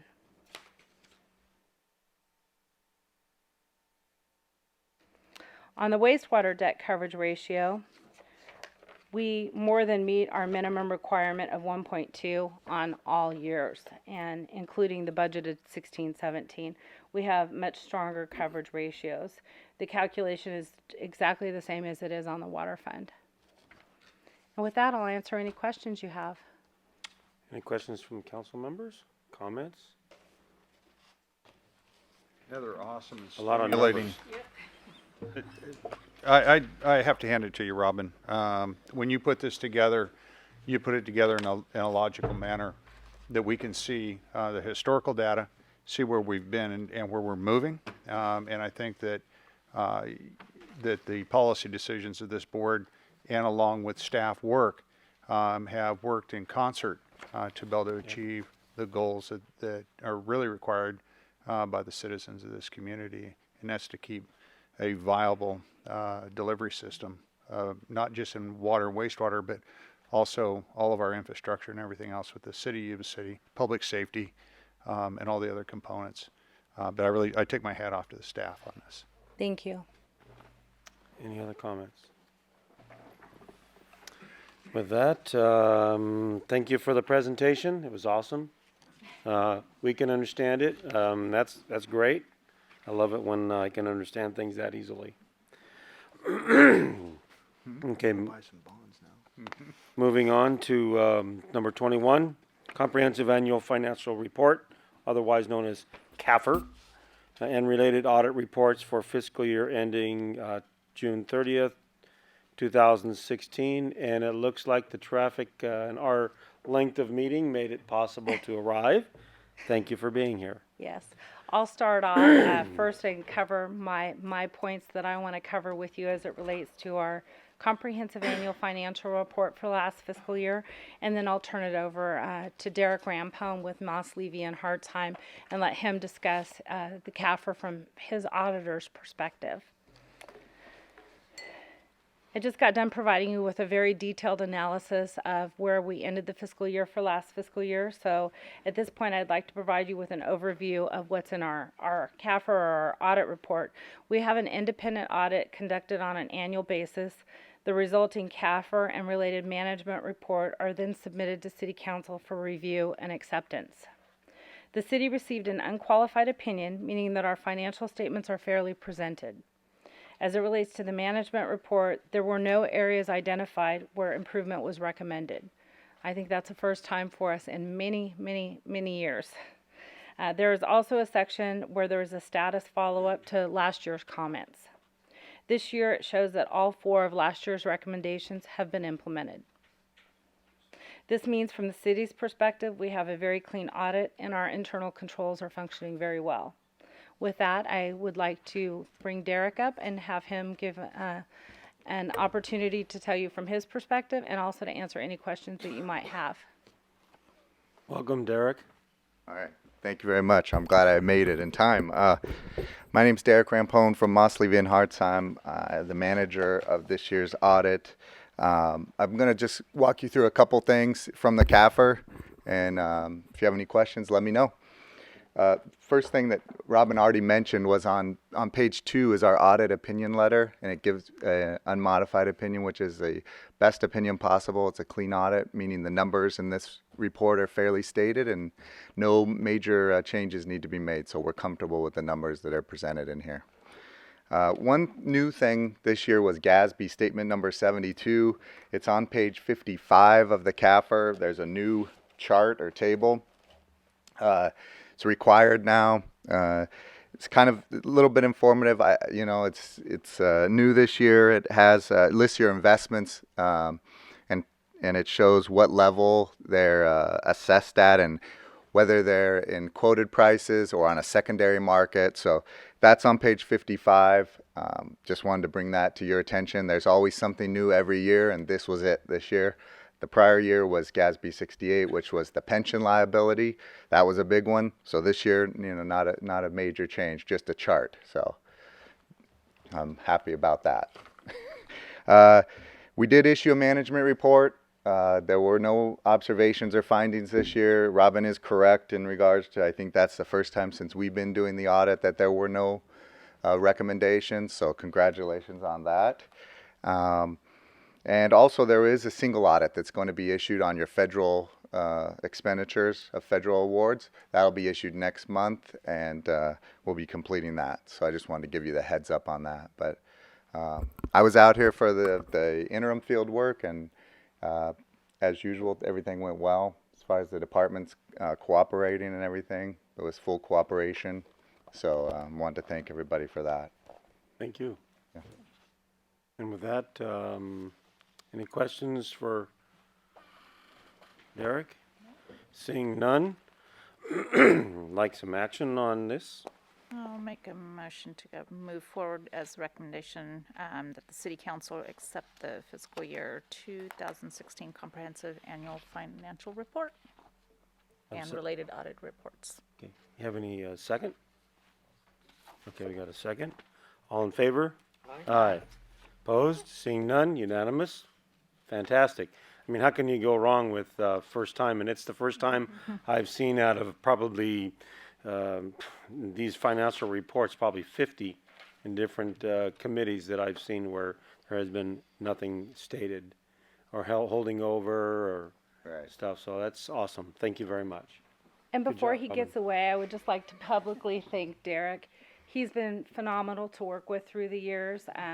We're going to miss our working relationship with him. He accepted a position in another city, so he will no longer be with Moss, Levy, and Hartzheim.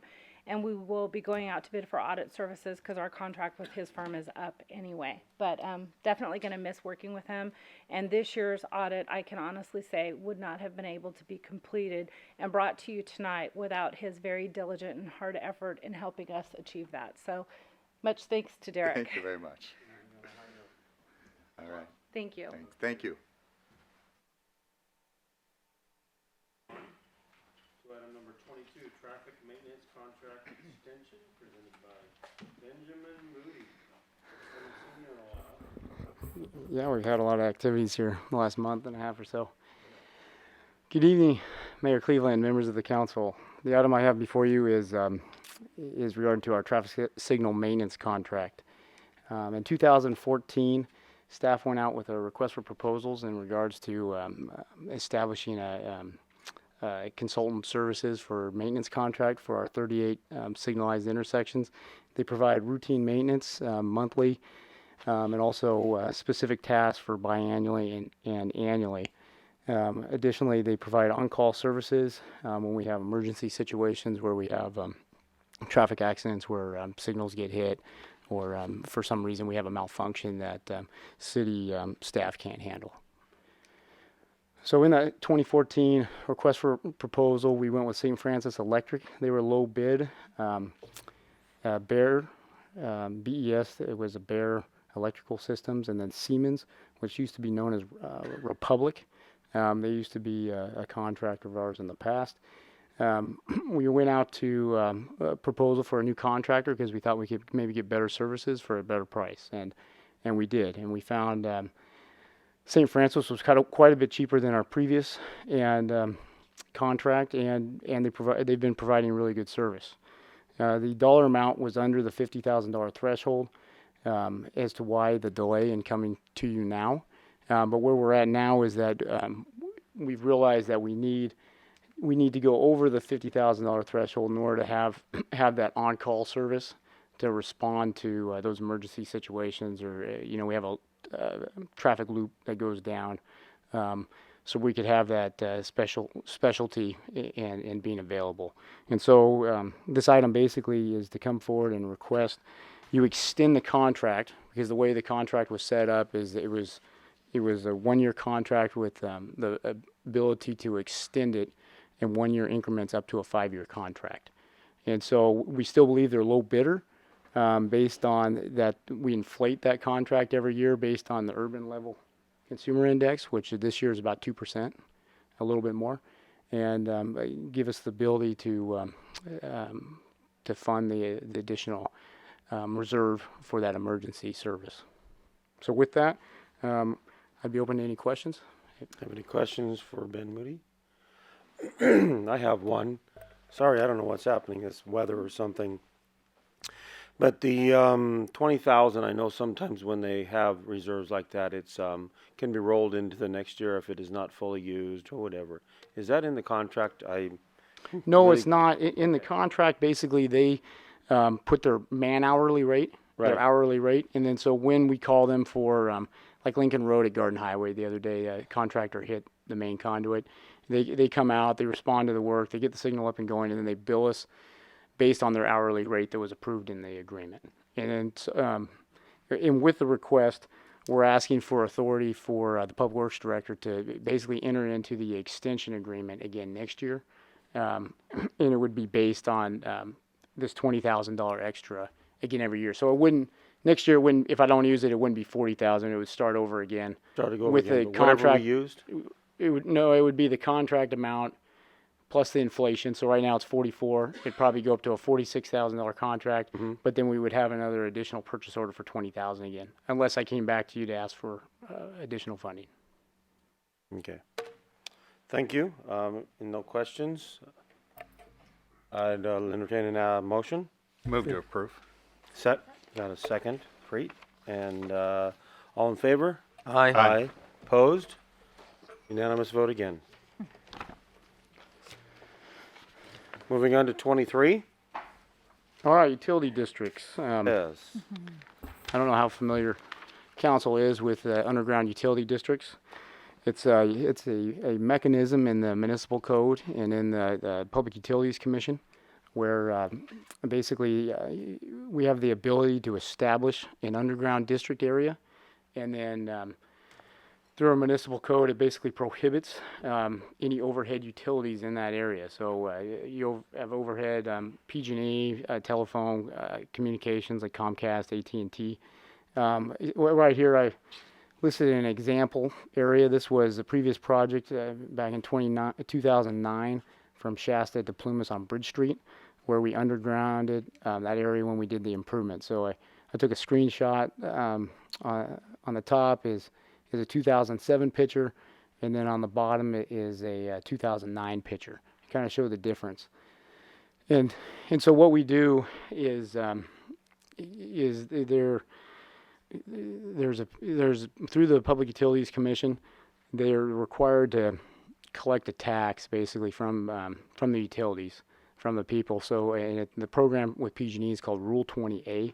So every bill that we paid to PG&E, they keep a small percentage of that, and then they disperse the revenues among the cities and counties to put in our Rule 20A conversion program. And so over time, we build up a balance of these Rule 20A funds that could be used for converting overhead utilities to underground. Currently, the only active project that we have on the books is a Sutter County is a joint project on 2nd Street from Tea Garden down to C Street. That is a partnership where the Sutter County requested that since we're the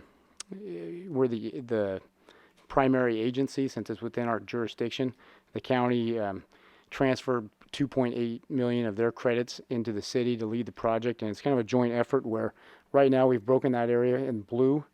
If you can see it there, it's not real right, but basically we've broken. This is a priority project for us right in the middle, anyways, phase 1, because it has to do with undergrounding associated with Fifth Street Bridge. So these projects aren't fast by any means, because PG&E is the lead. There has to be a lot of coordination with all of the players involving Comcast, AT&T, and then most of them are, they're all developed areas and trying to figure out how to convert them into the ground and connect to the businesses and who pays for what and associated easements. So unfortunately, all these projects, the typical lifespan is about 5 to 7 years. As to why some of the yellow, you can see the different colors where for different reasons they were initiated as underground districts, and then over time priorities have changed. And so these districts were formed, but they were either completed or put on hold. And so right now the only active project that we have is this 2nd Street, and we're working on phase 1 associated with the bridge. What staff would like to do, we looked at the annual allocation this year, and if you take the 3.4 million we have plus if you don't count the 2.8 the county gave us and that we're going to spend on the 2nd Street Bridge, and you add some available money where they allow you to front up to 5 years worth of funds, we have about $4.3 million of available balance. And so with a priority to improve Bridge Street corridor from Highway 99 to the bridge, city staff wants to come forward to council and start the process of let's prioritize these funds again, so we have some direction on what to do. And staff recommends to put that on the Bridge Street corridor because based on let me back up a little bit. These numbers are estimates, and over time they'll change, but we're hoping we're close. Is that basically the average lineal foot cost to underground is about $700. They're telling us $650 to $700 a lineal foot to put stuff underground. If you break that down, we have about 6,000 lineal feet that we could play with of where to prioritize those locations. And so based on previous recommendations, previous areas of interest, and then also with the new focus on the Fifth Street Bridge and the Bridge Street corridor, staff's put this kind of a priority list together for recommendation but we're coming forward to you guys for recommendation if you have a particular interest. But so, as you can see on the Bridge Street corridor, we're talking about from Highway 99 up to Plumas, and then the Plumas Shasta is already underground, and then we would look to try to clean up that area from Shasta up to 2nd Street, or tying into that bridge area there. And the money is real close. You know, we're talking about 4.9. A lot of things change over time. You know, it's going to take 5 to 7 years to get there, so we continue to get an allocation every year, about 169,000, 170,000. Also, we've had some preliminary talks with the county that with regional benefit, they might be willing to contribute some of their funds. And so with that, I'd be open to questions. We're recommending to move forward with the priority list so staff could start the process to basically prioritize Bridge Street and come back, set up a utility district, underground district, and start PG&E on the process to underground those lines.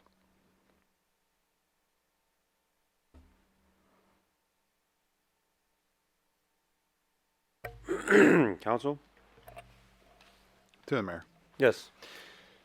The benefit to this on the Bridge Street corridor is we have the majority of the poles are directly behind curb. So they're closer, in many instances, closer to the roadway edge. And I think that just given the safety nature of getting these removed, the overhead constraints, the less worry in high winds, this is going to become a corridor that provides travel for probably in the vicinity of about 30 to maybe 38,000 daily vehicle trips. And I think that as we clean that corridor up, there's going to be truck traffic still in that area, and certainly provides a much cleaner corridor and a safer corridor through our city from 99 all the way over to Marysville. That's just my input on the priority list that we see in front of us. Any other comments from anybody on this? I know that we're going to be doing other road improvement projects on different streets, like Franklin. We're hoping to be able to widen that and some things. So while that's on a hold list, I would be really hopeful that we could at least review that one. I guess it's District 98-4, since we're going to be doing something there to try to do some undergrounding there as possible. I know it's limited funding and stuff, but just at least give a report on what it would take and some process for that. And then also I noticed that you have a Bridge Street Gray to Cooper on hold. And I was just curious as to... So that district was established in the 90s, late 90s. And my understanding, changes for right-of-way reasons and Wait a minute. I must be... It was in the staff sorry. report. It was in the staff report. I forgot that was the old one. Yeah. That was the old list. It was the old list, yep. I forgot to flip the page back over to the part. Okay. But the one on the Franklin, I would really definitely like that one considered, since we're going to be doing all that road work and curbs and gutters and stuff like that. So, Mr. Mayor, what we would encourage is your council, if you find the priorities that are suggested by staff, to if there's a preferred project that you'd like to change in the priority setting, please let us know. Additionally, I know that Mr. Moody mentioned that we're going to be inquiring with the county. Maybe there are certain areas that we have annexed into the city from the county, that the county would considering using those funds for those areas that weren't, that have opportunity for improvement. And in that location, county actually still has some of the road in that section anyway, like two blocks or so. So we could work definitely with them on that. So what am I hearing is would you like to put that Franklin Road section on the east side of 99 to Brown, I'm guessing? Yeah. Where would you like to see that in the number? You want me to? I guess up right now, just I don't know. Since we're going to be doing the work in the next couple of years, I think it should be at least moved up to the 2, at least for consideration. And just my opinion on that. He's our SACOG rep, so he would know a little bit more about possibilities of getting that road and the timeline. So. With the priority being set as Bridge Street with priority 1, I mean that basically sucks out all of our available money plus some. That's going to be staff's focus. Yes. And so I believe if we focus on that priority 1 through C tonight, that's really going to give staff direction to move forward, where we could come back and start moving. And there'd be opportunities in the future where we could talk to the county and find out what their availability. Yeah, and that's all I'm really asking for. Sorry to be unclear on that. Is yes, the priorities that we are having for the funding we have now, definitely the way it is.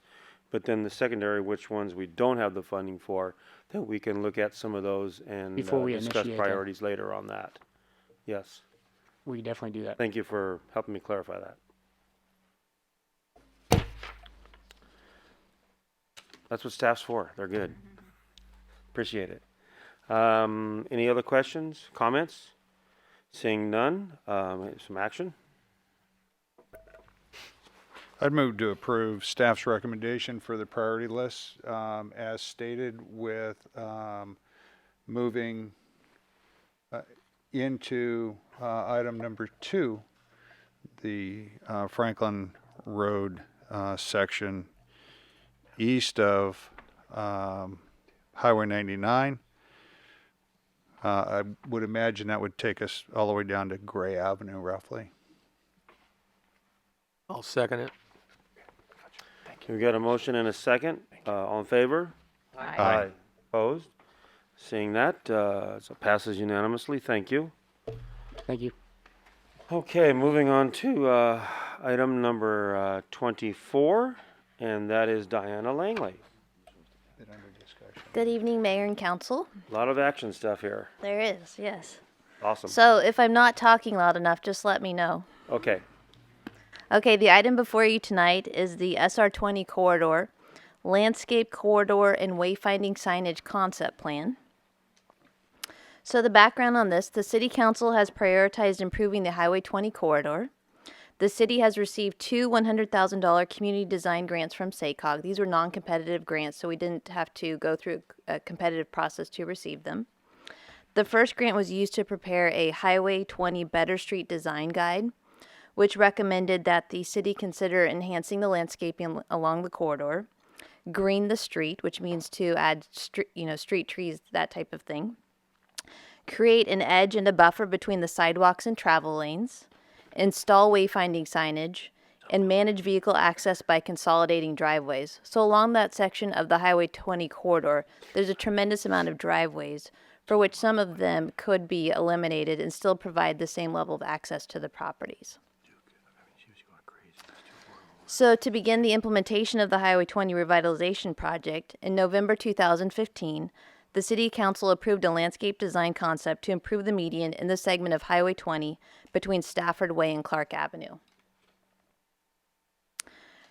To put that into implementation, since the work is within the Caltrans right-of-way, an encroachment permit is required.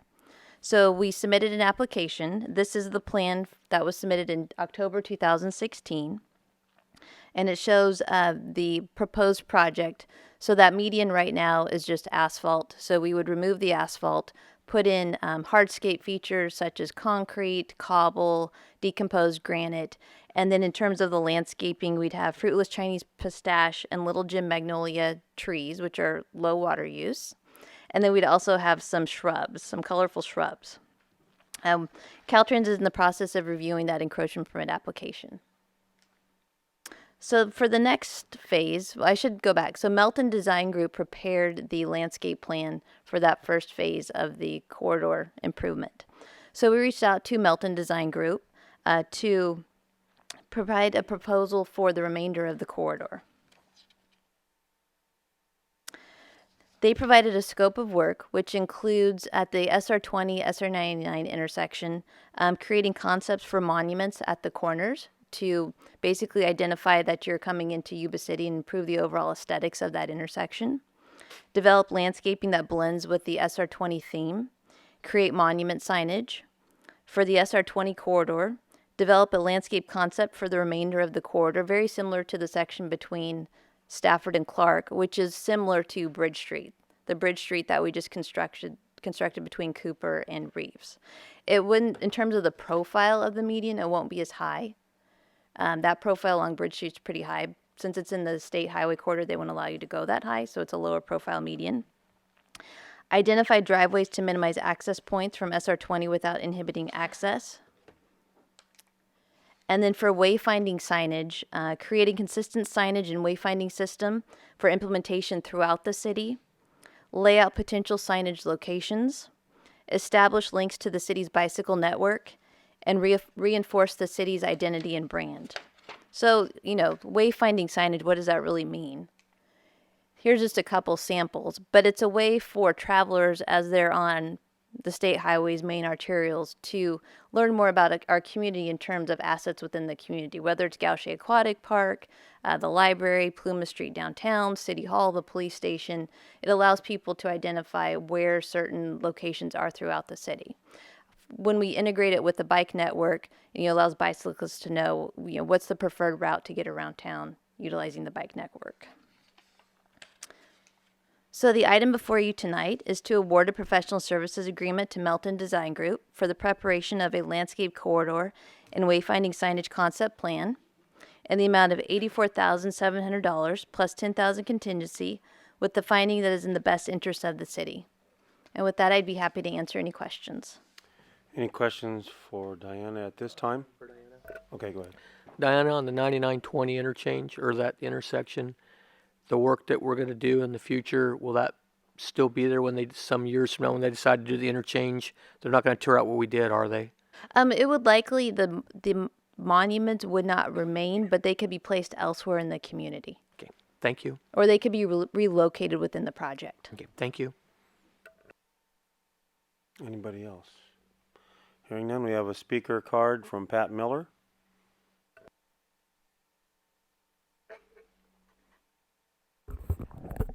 Pat Miller, and I don't think these microphones are working at all tonight. Good luck on the interchange. And the question I have, Diana, is who will eventually maintain the landscaping along Highway 20, Calusa Avenue, since it is a state highway? The city's proposing the landscaping, so will the city maintain it or will Caltrans maintain it? And I think I asked that question before. Yeah. So that's a great question. Caltrans will require that the city enter into a maintenance agreement to maintain the landscaping. If you look at the recent maintenance work that took place along the corridor, that was a joint effort between the city and county, or the city and Caltrans. Caltrans provided the traffic control, but the city did all of the cleanup. We're proposing in the maintenance agreement something similar, where Caltrans provide the traffic control, which is a good portion of the cost, and then the city would do the maintenance. And so this would require a maintenance agreement, but in order to enhance the community, that is what Caltrans will require when you're enhancing the landscaping. The other thing with this landscape design, with the hardscape, the shrubs that are selected, the trees, they are low water use and they're intended to be low maintenance as well. So you're not having to go out on a frequent basis to do the maintenance work. Thank you. Any other questions, comments now? My comments are through the mayor, directly related to the lack of maintenance by by Caltrans. Yuba City is the neglected stepchild of District 3 Caltrans maintenance along this corridor, as we have struggled repeatedly to be able to get Caltrans to enter into any agreements to come in, maintain it. And some of those agreements, even with the private sector currently on the west side of town, need to be refreshed and enforced to make sure that those property owners from prior agreements are maintaining the right of way. Those that are in a hard contract currently, that they're doing a great job. The car dealerships are doing a fantastic job to enhance those. The agreement between Caltrans and Civic in that property is a fantastic partnership. So we just need to move into the 21st century, take the responsibility. If the state won't do it because they don't have the funding, it's on us as a city to make sure we have a corridor that is beautified, that looks good, that is welcoming, that has all of the other components to it other than what looks like a big patch of asphalt with dead shrubs in the center. All I'll say is ditto on that one. Sorry, it's disgusting what Caltrans is allowed to occur, and they're refusing to do anything. So we have to step in, and that's an unfortunate thing. With that, seeing no more. Oh yes, go ahead. A third ditto on that as well. Just out of curiosity, Diana, the maintenance, it sounds like what you're planning on putting in there is it's drought tolerant and it's low maintenance type plants or whatnot? Correct. Do you anticipate any impact on your staffing levels? Can you do with current resources? Most likely we'll contract it out. Contract it out. That's what we've done with the 99 corridor. Okay. Along, in front of Civic. And so we would contract those services out. You done an estimate on that as of yet? The most recent big cleanup cost about $16,000. I think the estimate for that was the big cleanup. I think the estimate for the ongoing monthly, that was not assuming the contractor provided traffic control, I think was about $6,000. I don't anticipate that they're going to need to do monthly service. The worst would be probably the trash accumulation that you would need to go in and take care of on whether it's a quarterly basis or whatever. So, it's something that over time, that this first meeting that we're doing is not going to cost that much. Yeah. When you look at the actual median width and where you can put landscaping along the Highway 20 corridor, there aren't a lot of locations for actual landscaping. So a lot of this would be focusing on how do you tie in hardscaping to improve it. Yeah. Thank you. Thank you. Okay, with that, some action. Make a motion to award professional services agreement. Okay, and got a second? We'll second that. Okay, got a second. All in favor? Aye. Aye. Opposed? Seeing none, unanimous decision. Number 25, Darren Gale, anticipation. Good evening, Mayor and City Council member. One more time. It's my pleasure to be before you this evening regarding the unincorporated portions of Yuba City, better known as South Yuba City. This past year, the city has begun the process of the LAFCO process of proposing an annexation for approximately 625 acres of unincorporated properties that are surrounded by three sides by the city of Yuba City. Recently, we've conducted 5 community meetings. There has been a LAFCO meeting, and there is another LAFCO meeting this week on Thursday. The first time the annexation went before LAFCO, it was unanimously approved. Not very often that LAFCO unanimously approves an application. There's usually at least one member of LAFCO that contests it, so they will be looking at it one more time since there was an application filed for reconsideration of the application. As we've met with residents of South Yuba City, There have been a variety of questions. One of the major concerns for residents in this area is the ability for people to cultivate marijuana. In 2013, our city council adopted a medical marijuana ordinance. I believe Sutter County soon thereafter also adopted a medical marijuana ordinance. Since that time, the city's ordinance has maintained and been the same. But in March of 2016, the county residents of the county asked for some change in their medical marijuana cultivation ordinance. The county used the city's ordinance to basically be as I'll say a standard for a marijuana ordinance for the unincorporated portions of the county. However, they did make a couple of changes which made it a little bit more stringent than the city standard. And the major difference is how far a person has to be from a school, a church, a daycare. This is the city's map. I won't explain all the different colors, but these are basically areas that you're not able to grow medical marijuana in the city based upon location next to churches, schools, and daycares. It's either 700 feet or 350 feet. So as we talk with residents, we use an average number of approximately 500. The county has a map and this is up on our website. The county has a map that shows the entire county. They include the city, and this is 1,000 feet. And if you look within the annexation area, obviously a good portion of the developed areas, currently you are not able to cultivate marijuana since March of 2016 when the county adopted their updated ordinance. As residents have approached and asked about this, we've stated that staff is willing to recommend a overlay district for the city for this area if the annexation is successful. The residents said, well, that's not enough. We want to hear it from the city council. So tonight what's before you is a resolution that would direct staff to move forward with an overlay district, so we would actually create an ordinance for this area if the annexation is successful. There are, I believe, a couple residents here this evening from Live Oak who have some concerns regarding this annexation. One has requested 5 minutes to speak. But this is an issue. It wasn't an issue that I knew of before this annexation process began. But as we've held these 5 community meetings, residents definitely are asking this question. Hey, what's going to happen? I'm going to have neighbors who are going to be able to begin cultivating. Of course, this resolution does not create an ordinance.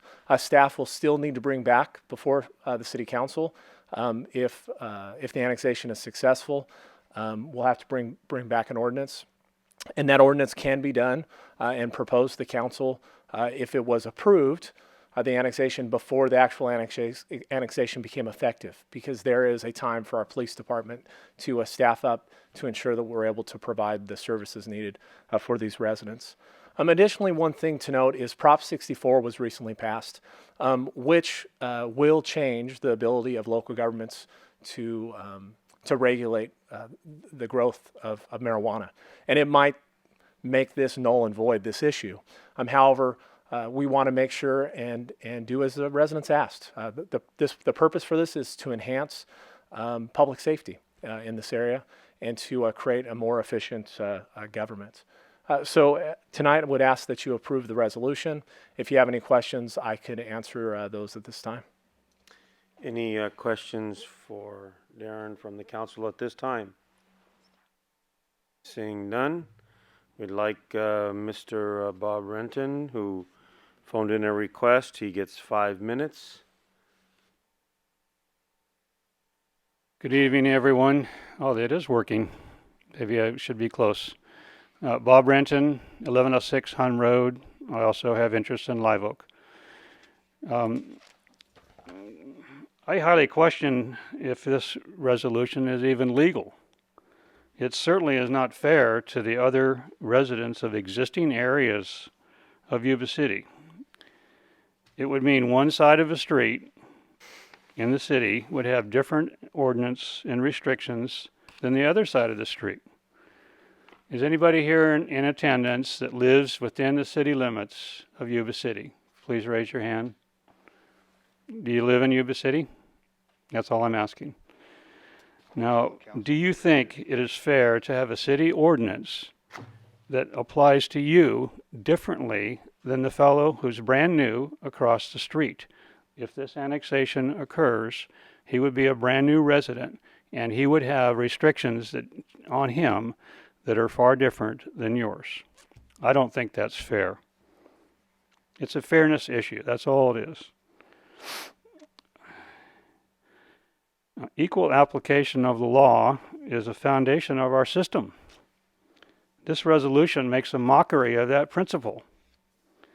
This is obvious pandering to the voters in our keyhole area to reduce the number of people who are against annexation. If that's the only reason they're not willing to be part of the city, then they would vote for the annexation. So that's pandering to those people to get that vote. And it shows the desperation of city staff to annex our area. This is an attempt to buy votes for annexation. The only thing missing is the actual cash payment. Now, if annexation actually does occur for our area, once it occurs, there is no real motivation for the city to actually follow through this resolution with an ordinance. Why do it? You don't need to. You've got it annexed. It does not take a rocket scientist to see through this. Now, Sutter County requires any marijuana growing, to be 1,000 feet from a church, school, youth-oriented facility, child care center, or park. It doesn't matter.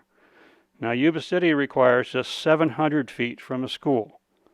It requires any marijuana growing to be only 350 feet from a child care center or park. And now it's a much shorter list, and the distances are shorter. Now, I do not trust Yuba City to execute this properly. It would be an ordinance that they could not hope to enforce fairly. At the very least, it would create a nightmare for Yuba City police to properly enforce. And it would also pit one Yuba City resident against another. One neighbor against the other on one side of the street versus the other. Yuba City could then rescind the ordinance as unworkable if they run into complaints and objections, or simply not enforce the ordinance, since the police department is very busy, especially with the drug-related shootings and home invasions. Now, Yuba City should adopt the Sutter County restrictions for the whole city to treat each resident fairly. Or, Yuba City should reject this resolution and call it exactly what it is, a pandering stunt born out of desperation. Any current city resident who prefers the higher level of restrictions on marijuana growing should be outraged that city staff would even present such an unfair resolution. The City Council owes each and every resident of Yuba City equal treatment. It should not matter whether they are newly annexed or prior residents of long standing. Thank you for your time.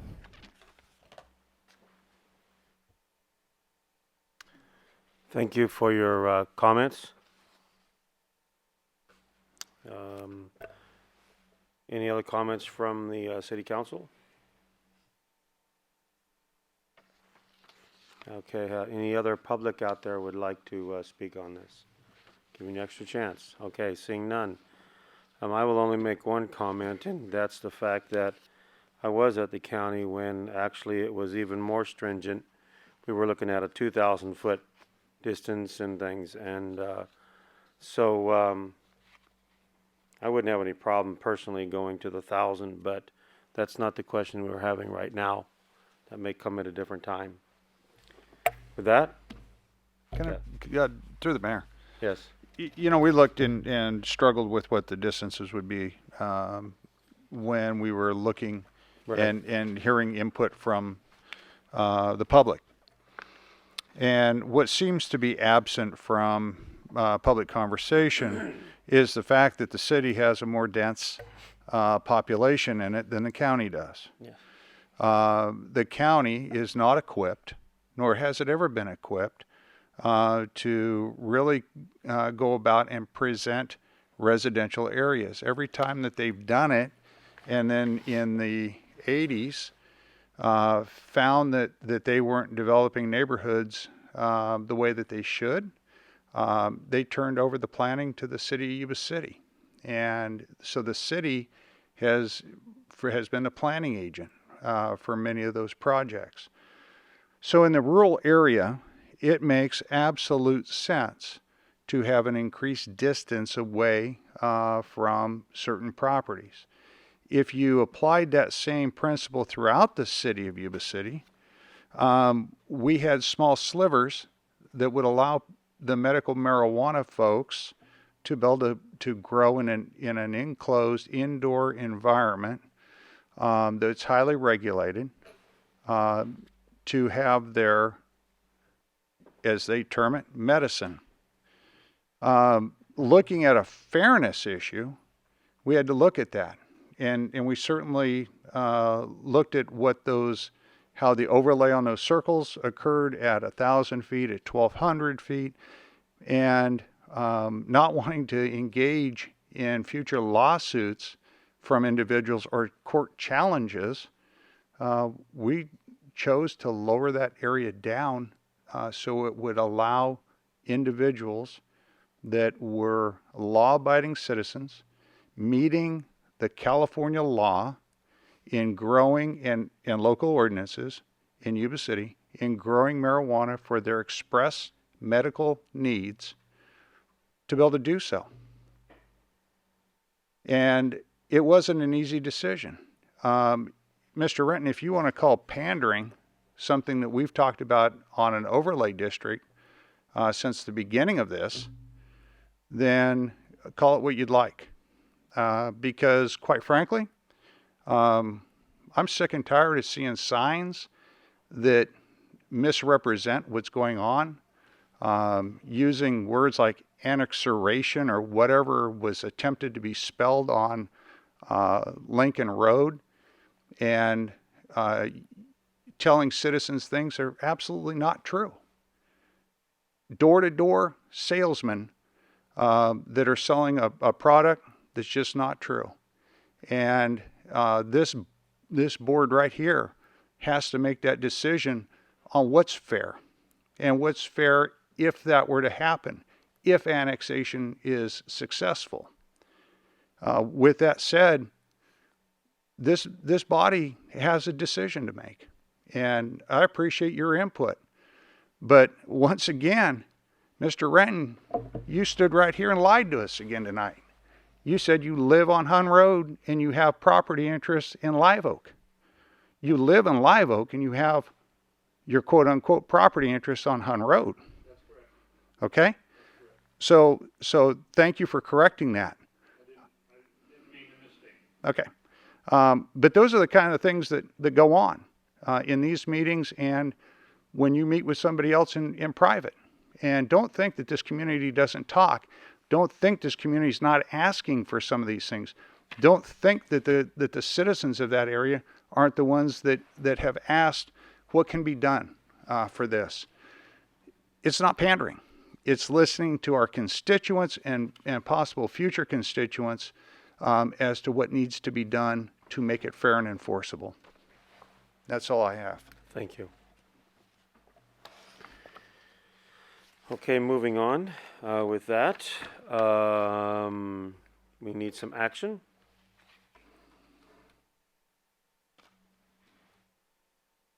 I'd move to adopt the resolution. I'll second that. Motion and second, whichever, double second. All in favor? Aye. Aye. Opposed? Unanimous decision. Thank you very much. Now we'll move on to business from the city council members. We'll start with council member Buckland. What you been doing? Well, it's been just a little bit busy, but down at SACOG, which is the Sacramento Area Council on Government, I was at the Government Relations and Public Affairs Committee meeting earlier in the month, and one of the topics that we broached at that time was two local or regional attempts to increase sales tax expressly for the purpose or specific purposes and generally related to transportation.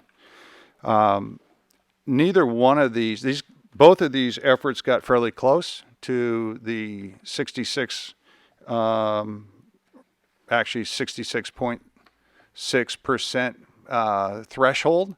Got extremely close. But what we looked at were some of the pieces to this and why did they fail. We're also interested in the future, if the state of California doesn't move forward with some type of funding mechanism for transportation, that local agencies may have to undertake a sales tax initiative much like this. The threshold, the higher threshold, I believe is a viable threshold. And there's also movement in the state currently to move that down to basically the same level that school bonds, those things were moved down to, and that's 55%.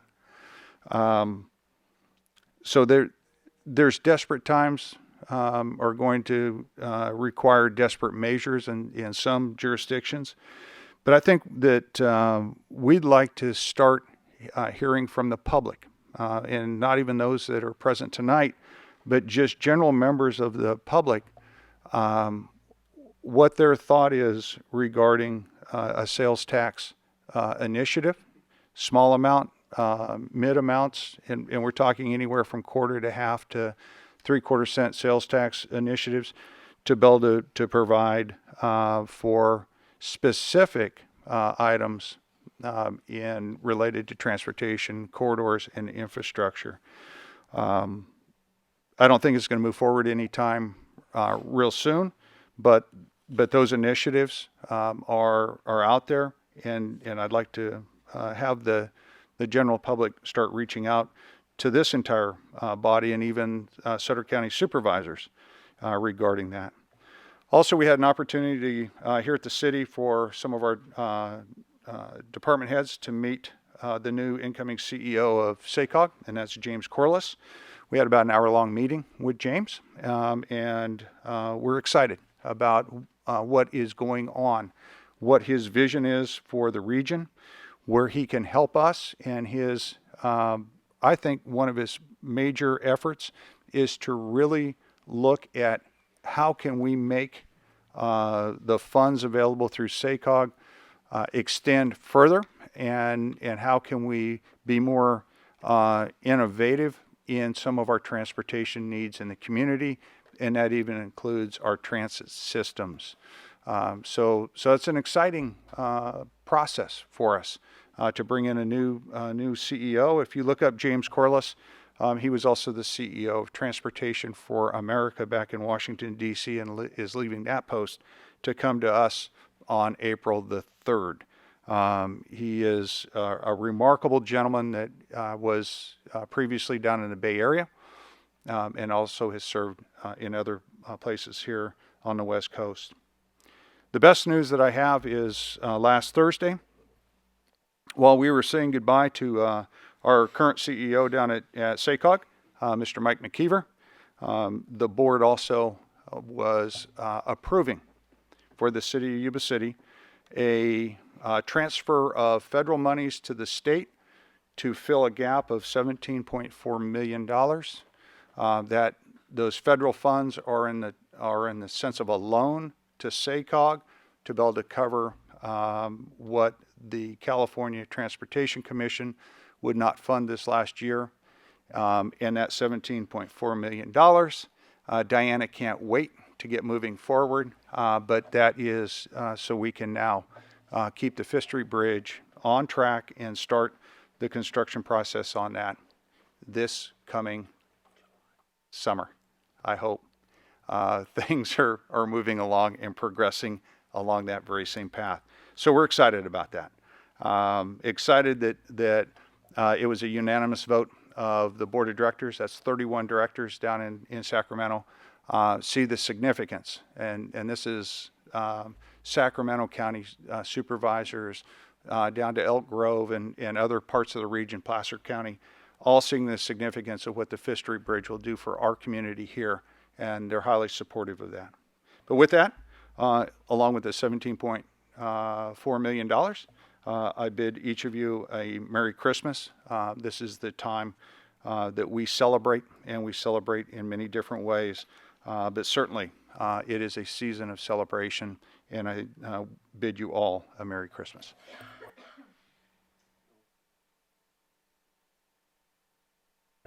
Okay. Have nothing to report on any boards or commissions. I haven't made it to my first meeting yet, but I have a little bit of community news. We recently had our Christmas stroll since we haven't had a council meeting for a while. We had our Christmas stroll, and I would like to personally thank Pete Daly and the Yuba City Fire Department for escorting Santa down the street in the big, shiny red fire truck. I heard nothing but great news. The kids loved it, the adults loved it, and it was great. Great for the community and wonderful for our fire department.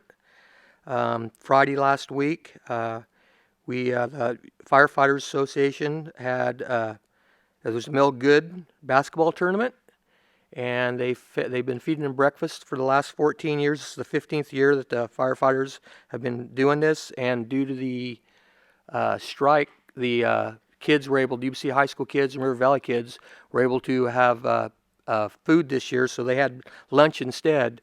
So we served lunch to 150 athletes and coaches.